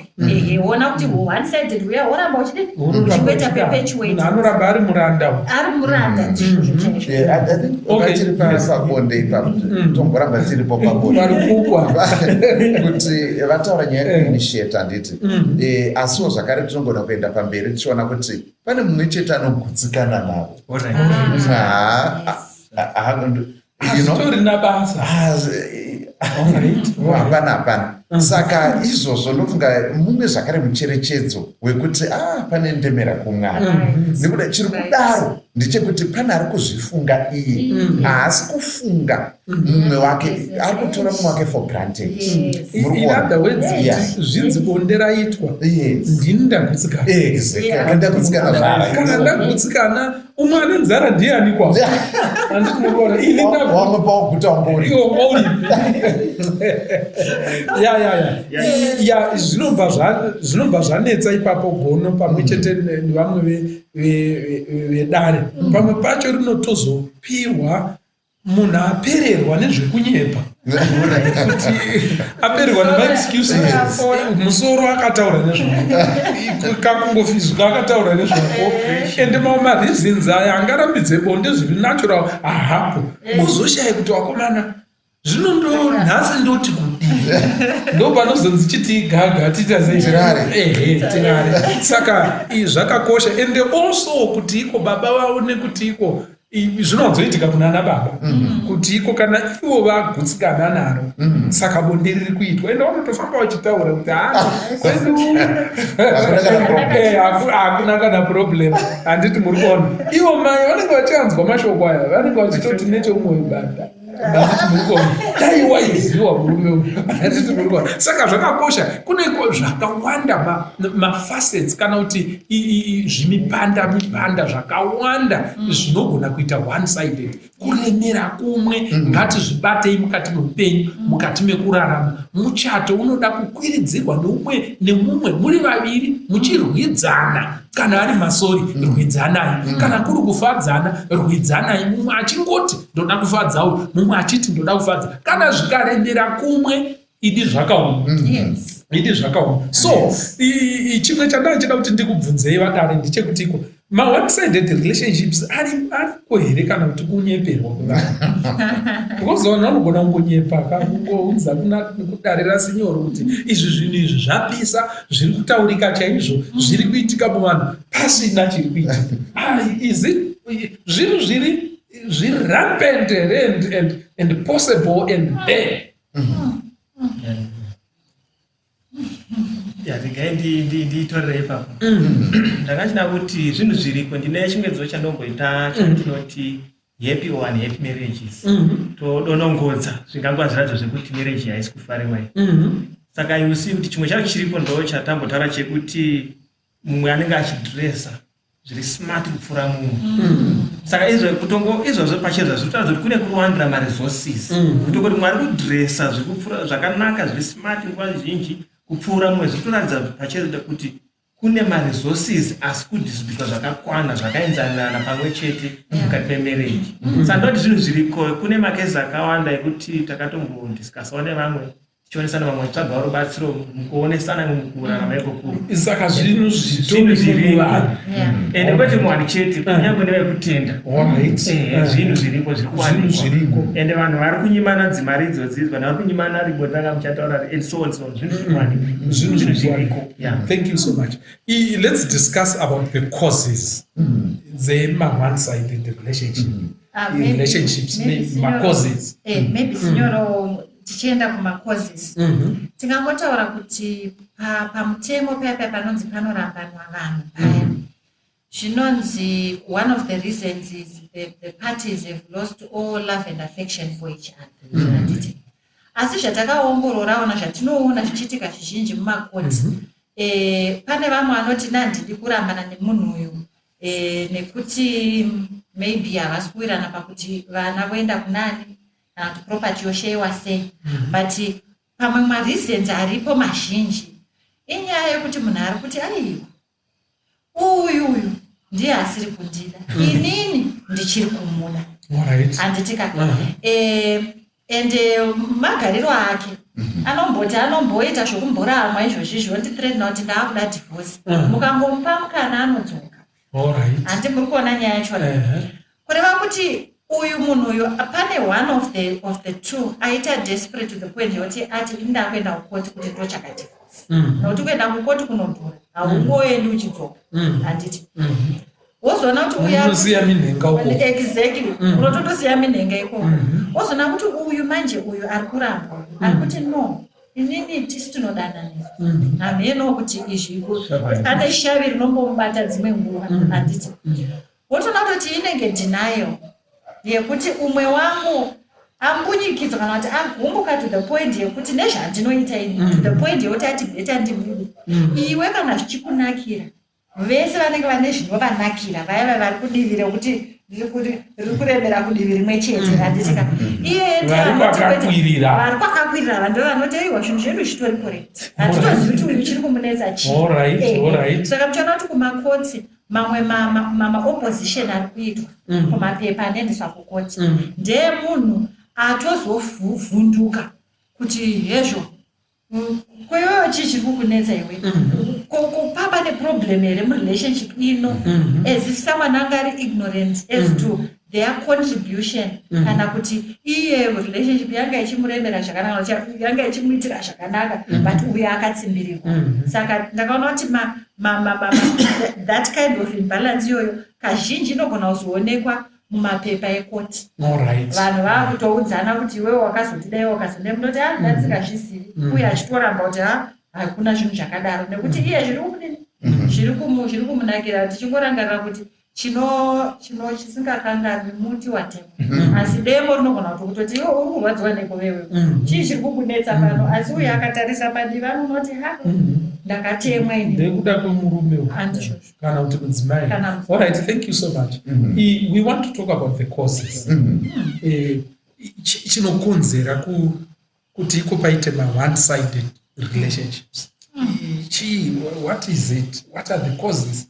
Ndezvipi zvimwe zvinhu zvinoita surround zvinotaurika kana paine one-sided relationship?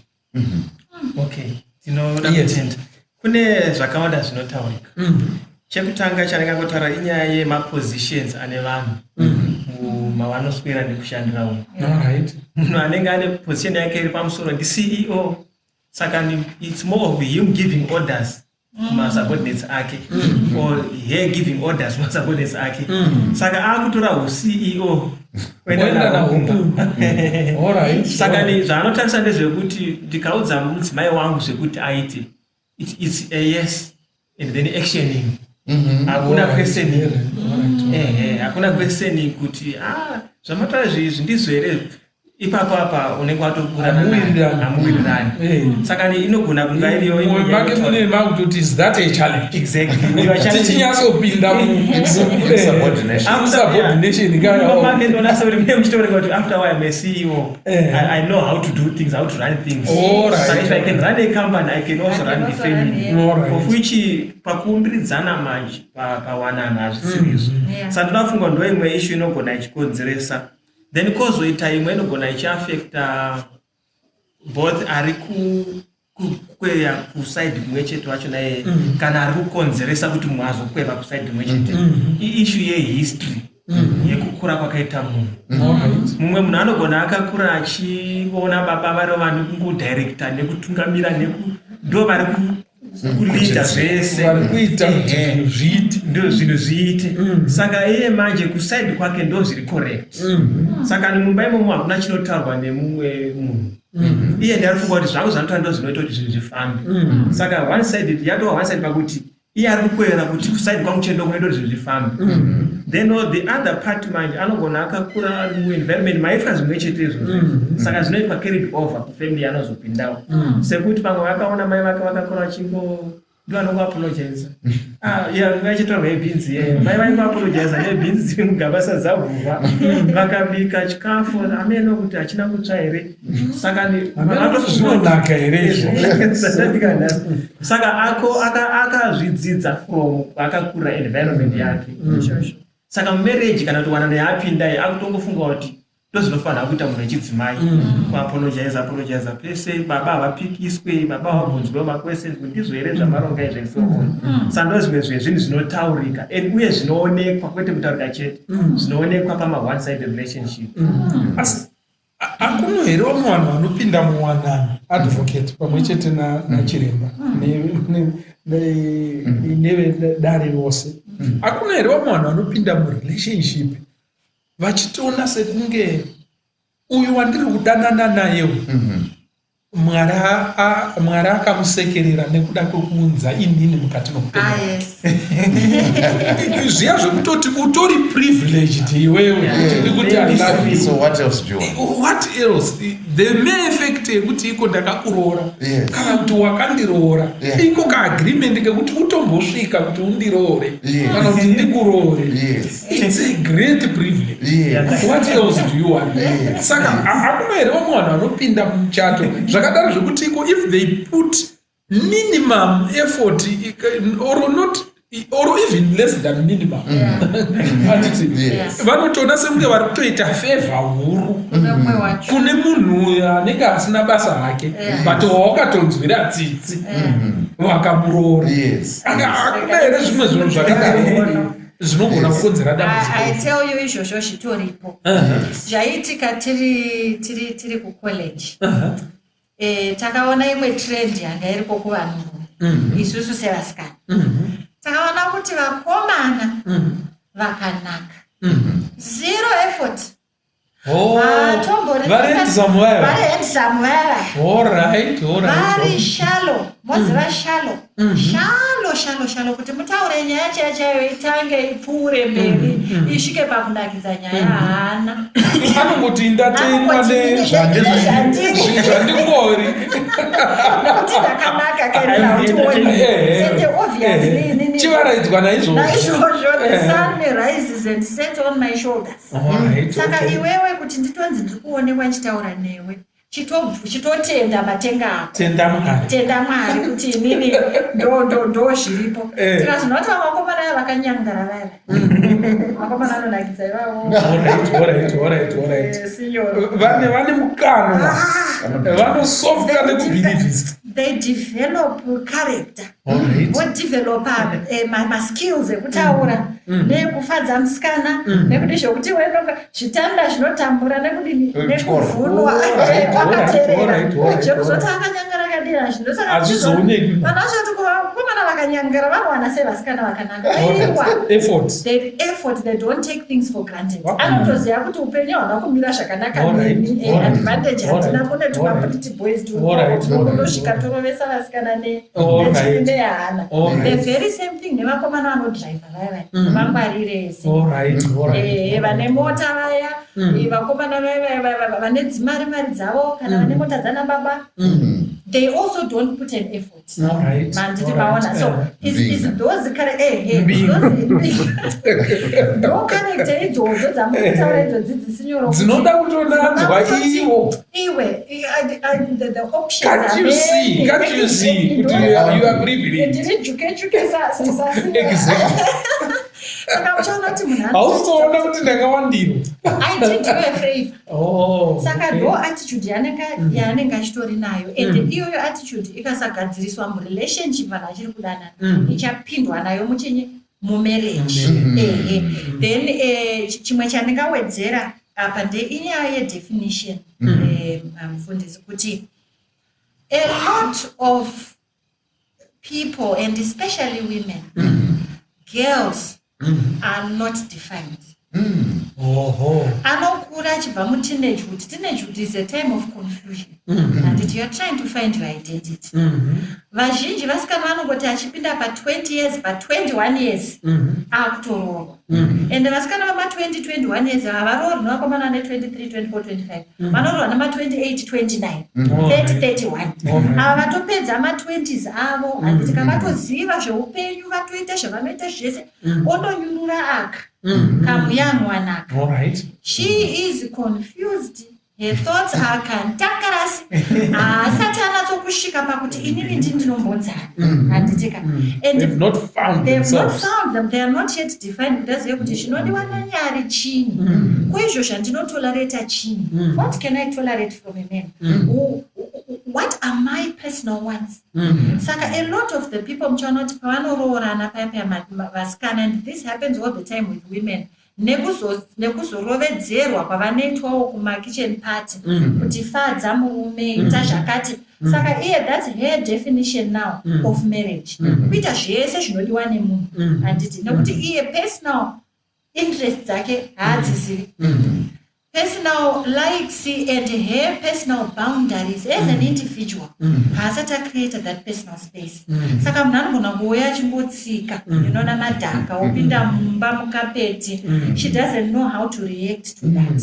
So because of that ona kuti mwana atori at a disadvantage because she's going to merge her character with this man and ultimately because she doesn't even know herself. Zvese zvaanoitirwa zvatodini zvinongoendeka zvakadaro. Already I'm also talking about nyaya yekuti musikana ari mune relationship nemukomana mukurusa paari, kana kuti mukomana oroora mudzimai ati kurei paari, muchaona kuti pane umwe atorika neknowledge yeupenyu kutopfuura iwe. You can't buy experience. Saka you are most likely to defer kune zvinotaurwa nemunhu uyo anenge anoziva. Handiti kana ari business woman atokuzoti iwaka zvinofamba so zvinoona maledgers kuti iwe ledge hauizivi zvee. Saka you have to humble yourself. Uchibatsirwa uchiudzwa uona kuti chero zvimwe zvaunofanira kuzvifungira hauchadini hauchazvifungira. Maybe ndombomira zvorerekera kuvi. Saka tati ndo zvimwe zvinogona kuonekwa zvakatenderedza ma-one sided relationships. Izvozvo zvekuona sekunge wakaitira munhu favor kuti unganane naye, kana kumuroora wakatomunyurura handiti muri kuona, kana kungofila kuti ndiwe handiti muri kuona ndiwe une yese. Saka kutomira newe kutonzi ndamirawo newe kuchechi kana kubata ruoko pachechi ndakuitira favor inotyisa chimwe chitofara naii everything else I don't try. Handiti muri kuona. Saka it is very very important. Zvobva zvadzikwa hanzi vakomana vanenge vakati ombichana vasina kunyasoite hendi zamufarika yachiremba hanzi ndo vanozama mastering. Saka zvanaka manje ndezvekuti ini nagono handizamu nekuzama zviri pamunhu handizamu nekuzama kwacho handiti muri kuona. I think that's the best boyfriend that you ever, that's the best husband a woman can have. Saka yes, you wanted to taurai popinda gono. Nachida kuti pamubvunzo mabvunzawo zviri kwese. Zviri kwese hakuzingori kuti kune vanoti ndakakuitira favor. Kunewo vechimanje vanoti desperado. Desperation. Ndokataura vanoita. Kune vamwe vanoona sekunge vakaitirwa favor. Ori dzangu mazviya zvinodambuka. Pane kakataimboimba kare kana kachiri kona nhasi kainzi dai asiri sekuti dai asiri given wedu waizororwa negudo remugombo.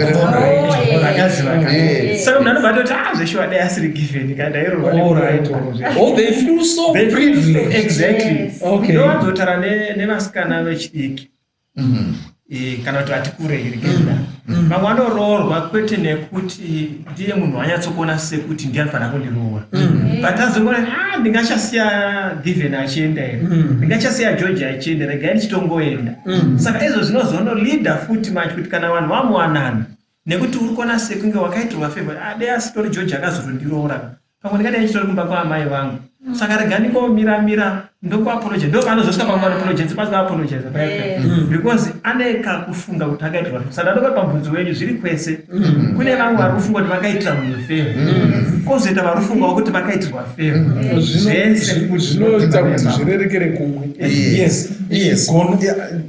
Inyaya yakakura zvikuru.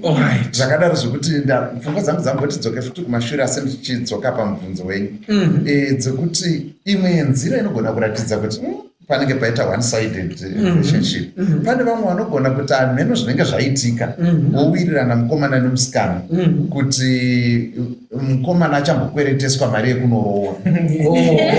Muri kuona kunzi ndozokuita sei? Ndozokudzosera. Matinoswerawo mumakombi inenge nyaya inozonetsa kazhinji, inotaurwa kazhinji, inonge inotaurwa nevari pakadoma pakadoma ndoanaudzoisumudza kuti kudzorerana kwemari dzacho kunenge kunozonetsa.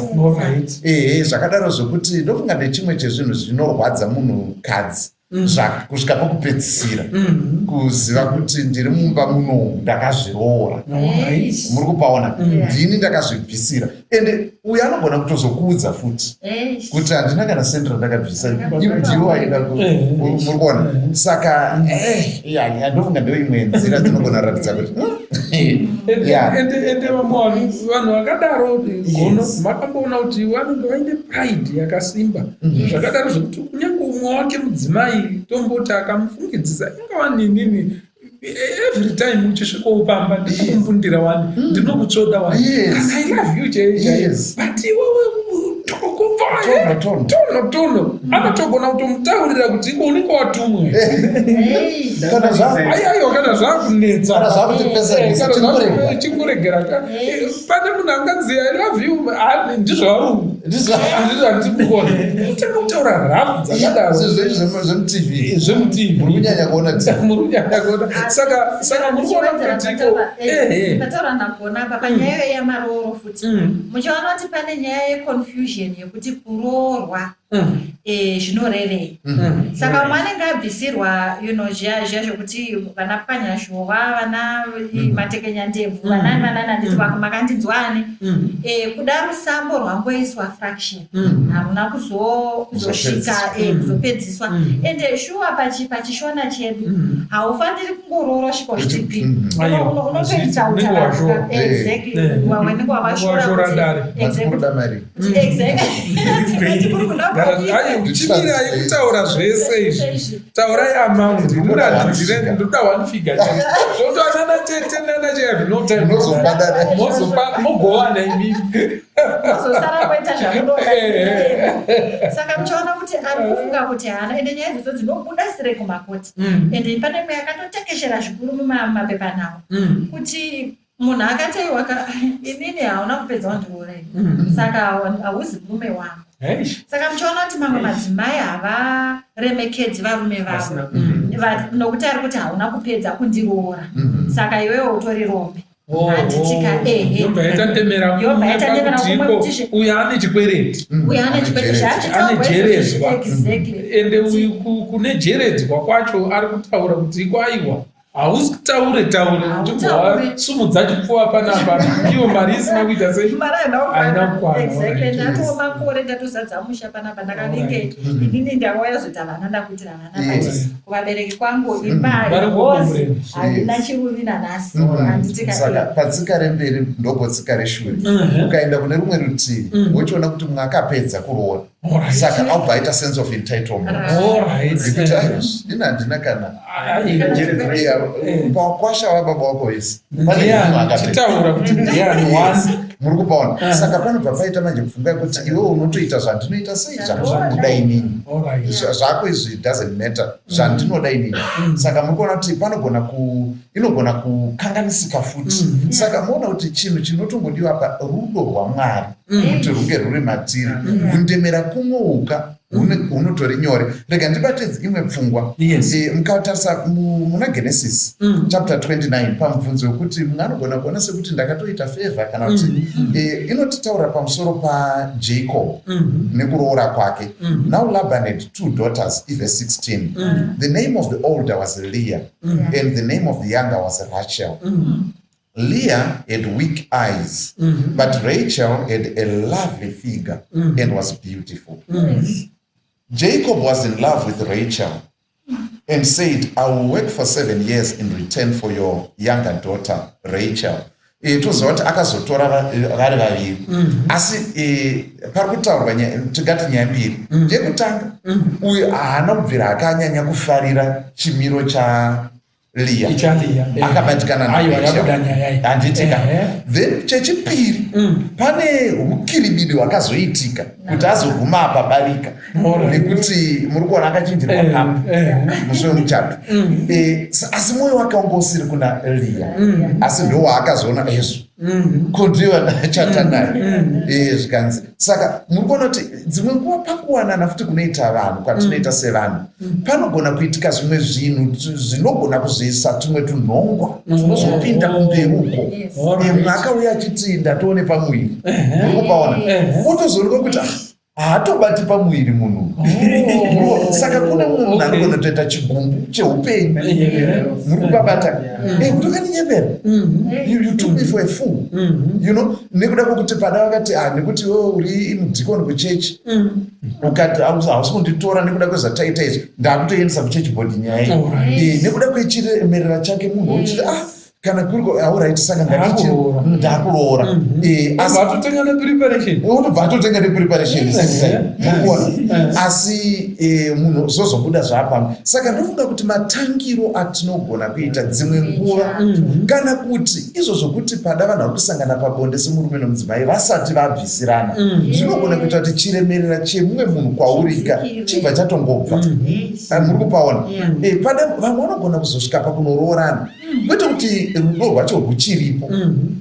Tikuona uyu akatoroora munhu wanga asisina rudo nani wanga asina rudo nani. Saka mumwe munhu anogona kuzoroorana nekuti taizikana kumayouth camp kwese kuti musikana wanhingi ndinhingi mukomana wanhingi pafacebook tatiripo and everything. Zvino manje kurambana kuchaitawa here tadanana 8 years and so on and so on and ndakatobatsira musikana wangu mari yefizi yekucollege and saka manje kurambana hazvakunyadzisa.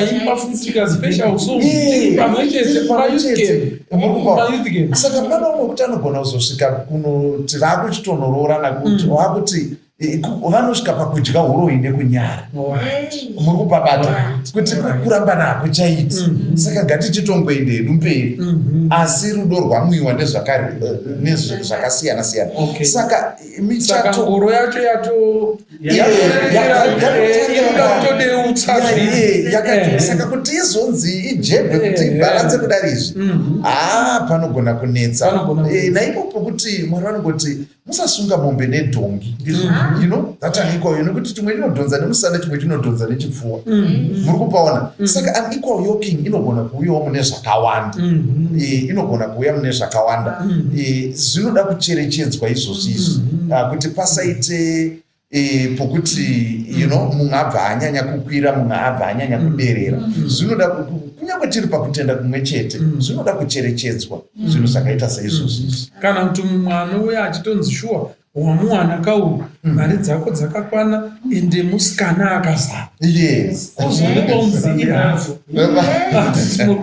Munhu apinda mukati memuchato kudhara asi ipapapo zvatotanga yakaita sei yakarereka uya anenge achimurimainda uya kuti aiwa munokoto muchirangarirawo zvimwe zvinhu rangarirai kuti hamuna kuuya pano makazara. Ikokutoti munhu akatouya achitizira as opposed to munhu andokumbigwa akandoperekwa zvakatosiyana. Watotanga uchitori padisadvantage yekuti unonge wangorangaridzwa kuti usakangana kuti handina kundokukumbirei ndiwo wangofuma kutochaira panapa vanhu achitoshaira kuti chiri kuitika. Saka shuwa matangiro anoita musha anotokonzera ende muchaona kuti history yerelationship yataurwa namufundisi kuti vanhu vanenge vatanga kuti this lady was generous with her favors asati atombobvisirwa kana nhunzi chaiyo handiti muona kuti iye you see vasikana zvinoitika ndakaona zvimwe zvinhu zvinoitika moza ndakati ndichiongorora mubhuku raGenesis handiti mukaenda kuna chapter 3 paipai verse 16 ndo painotaura kuti uchazodai kana wakuita vana uchazvara navo uchirwadziwa hanzi chidikwa chako chichava kumurume wako handiti. Mazuva ndakati chimobvunza kuti saka mbova murume kwacho kudini handiti tikatora kuti kuva murume kutoti pane murume who has husbanded you that becomes your husband. You have wived this woman, it becomes your wife and she becomes your wife. Ndozvinasaka kana mwana achiti chidikwa chako chichava kumurume wako. Ndakaona pana makatuni anombobuda so kunyanya vanowanzobudisa pavalentine paFebruary. Saka chikatuni ichocho chinotanga chiri in 2 parts. Pamusoro apa pepane mukomana akachiridza muridzo wakasimba chose musikana achita kupfekaira akadai kusohwa kuti mukomana ari kudzingirira chinyi musikana achitaidza kuti ndinyengerere vonyora kuti February voverenga 9 months handitika vaverenga 9 months vosvika minenge iri chini nenge November 9 months ikoko kana October ikoko vochinyora manje kuti 9 months later musikana ndiye adai manje ndiye akaita spirisiporo muona kuti shuwa ndiye akunyengerera manje ndiye akudzingirira. Muona kuti shuwa zvinotaura nebhaibheri ichokwadi vakomana kazhinji kana asati asangana nemusikana pabonde anenge achifona ungachararapo maruvawa rinopfimba rinohwara mapitsawa mafanta unoti upenyu hwangu kazhinji pa2 weeks idzozi kana 1 month musikana ndingatondoda kurohwa nemukomana nekuti akufungidzirwa kuti ndo chichange zvirini zvichiramba zvichiti nyamba tumahwemisi topachirauro vakomana vatoreka limit adzovanazosvipa 2 weeks akasahwina pa2 weeks anozova kuti ndakonewa saka iye ari kunangisa kuti ndirare nemusikana paanongorara nemusikana pandokutaura majority there may be exceptions but majority musikana ndiye anenge akufona saka kwasai usina kufona never said nasa unondifunga kodei ndakarara ndichirwara kodei ndakamuka ndakafa otatoti akurwadziwa akudzingirira mwete musikana. Saka honestly speaking those scales in terms of the social part anoita tip depending on how you are entering the relationship and what is the history of your relationship. Dzimwe nguva shuwa muchaona kuti one-sidedness inototanga vanhu vachiri mukomana nemusikana yongoitwa perpetuated into the marriage and vanowanzotudza kuti maproblems anenge aripo before you get married they go times 10 kana maamumarriage. Regai ndingotiwedzera ipapo mufundisi ndochitaura nyaya yekuti dependence, financial dependence inowanzokuita kuti munhu achiridza ngoma zvamamuchitaura zviya kuti zvinotombodini ndimi munodini ndimi breadwinner ndimi musoro wemba kana kuti kana ari mudzimai zvezvinzi ndo chinyingosikasi ndo vari kuunza chikwama madam boss exactly moona kuti pamarelationships zvinonzotaurwa kunzi you must be in a relationship with someone you love, not someone you need. Pana mantura kuti you cannot love someone you need. Okay. Nemake vachidaro. Vanodaro nemake yokuti panogona kuita confusion yoti unogona kutofunga kuti munhu ndo muda nyamba you need them. You need the best. Chiri kuita kuti ufunge kuti unomuda zvinhu zvauri kuwana kwaari which you need. Moza wati taisimbotaura futi zvekuti chiri college kuti kana ukadanana nemukomana yokuti vapana marume vangori generous but vari generous zvamamutora zvezvokuti rinonyenga rinowara anonzi mablessers ukaona munhu ari generous terektoona kuti taitosimbisana sasi kana kuti ukadanana nemunhu wako kuti ane mota ane chinyi anoda kukupa mota anoda kukuisira fuel service yemota ndiye ari kuiita futi zvezvakazodaro handitika ari kuitira zvese rent anokubhadharira iwo hauzviona asi uri kuraurwa uri kuraurwa kuti uite muranda wemunhu uyu ari kuzama kutanhaura all independence from you so that you need him ukazoona azokurova haukurumidzi kuti ndakuimba aiwa ngamemuvumi inombobadzai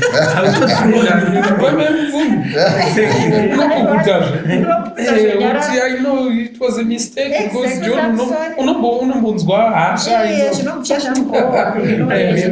ndinatatombo exactly saka muchaona kuti kazhinji tosiwanzo kuti kuvasikana kana uchidheta a generous person unoti a generous person might not even be a blesser zama kuisa zviga zvako iwe kuti kana zvazosvika push comes to shove you can let go of this person as opposed to unoramba uchitiwira panzvimbo yawakufanira kubva iyo yakukudza kuti chibva iwe tiri kukuwana uchiripo panzvimbo iyoyo ndiwo wakutotsvaga maexcuse saka where there is more need than love that's an automatically tipped scale yatoo skewed already maybe thank you so much maita patiri kufambira mberi tanga tichida kuti tirambe tichirovedzera nyaya yekuti iko muchato rudo runoda mugamidzanwa zvinoda kuramba moto runotokuchidzirwa uko nekoko mukaona kana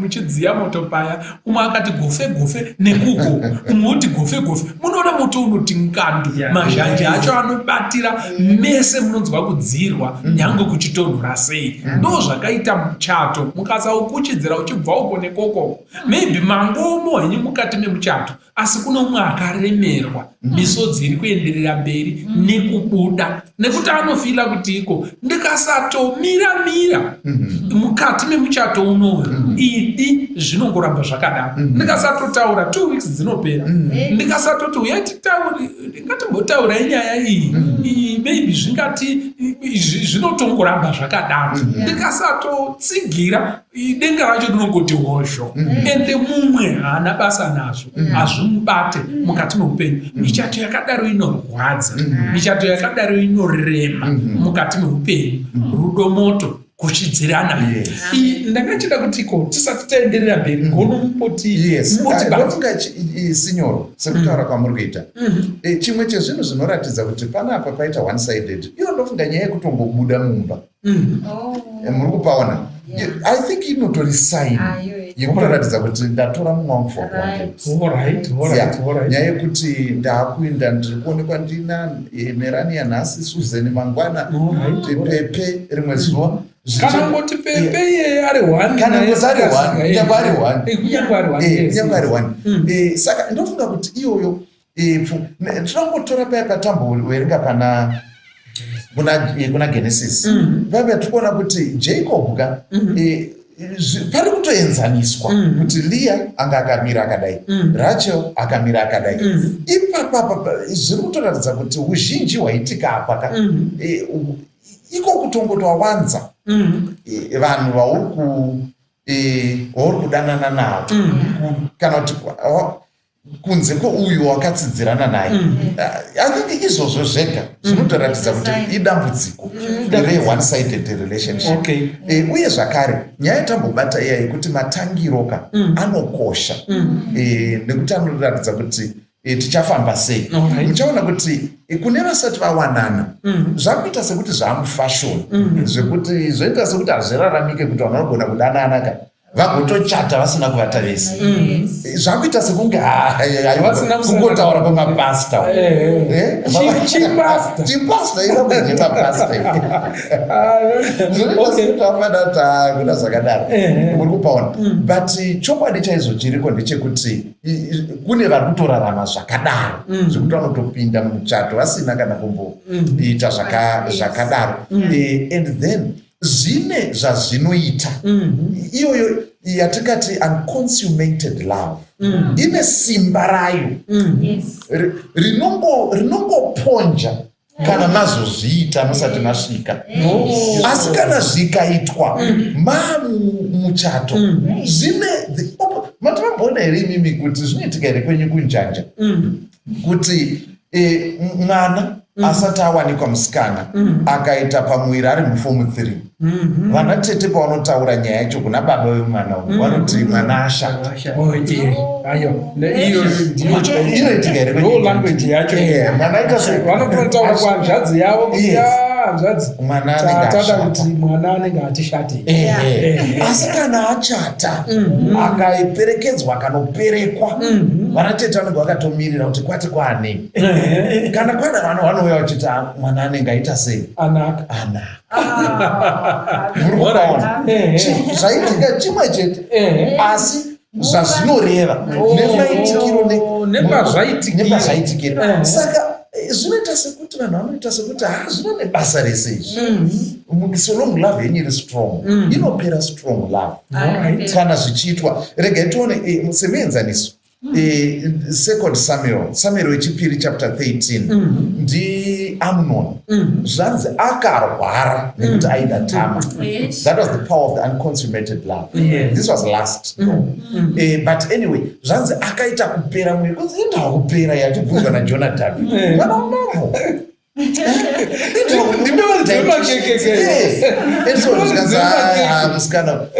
anyway yanga iri last zvayo pfungwa inobuda ipapo paakazongovata naye akamubunyikidza zvikanzi then Amnon hated her with intense hatred. In fact ibhaibheri kutodaro in fact he hated her more than he had loved her.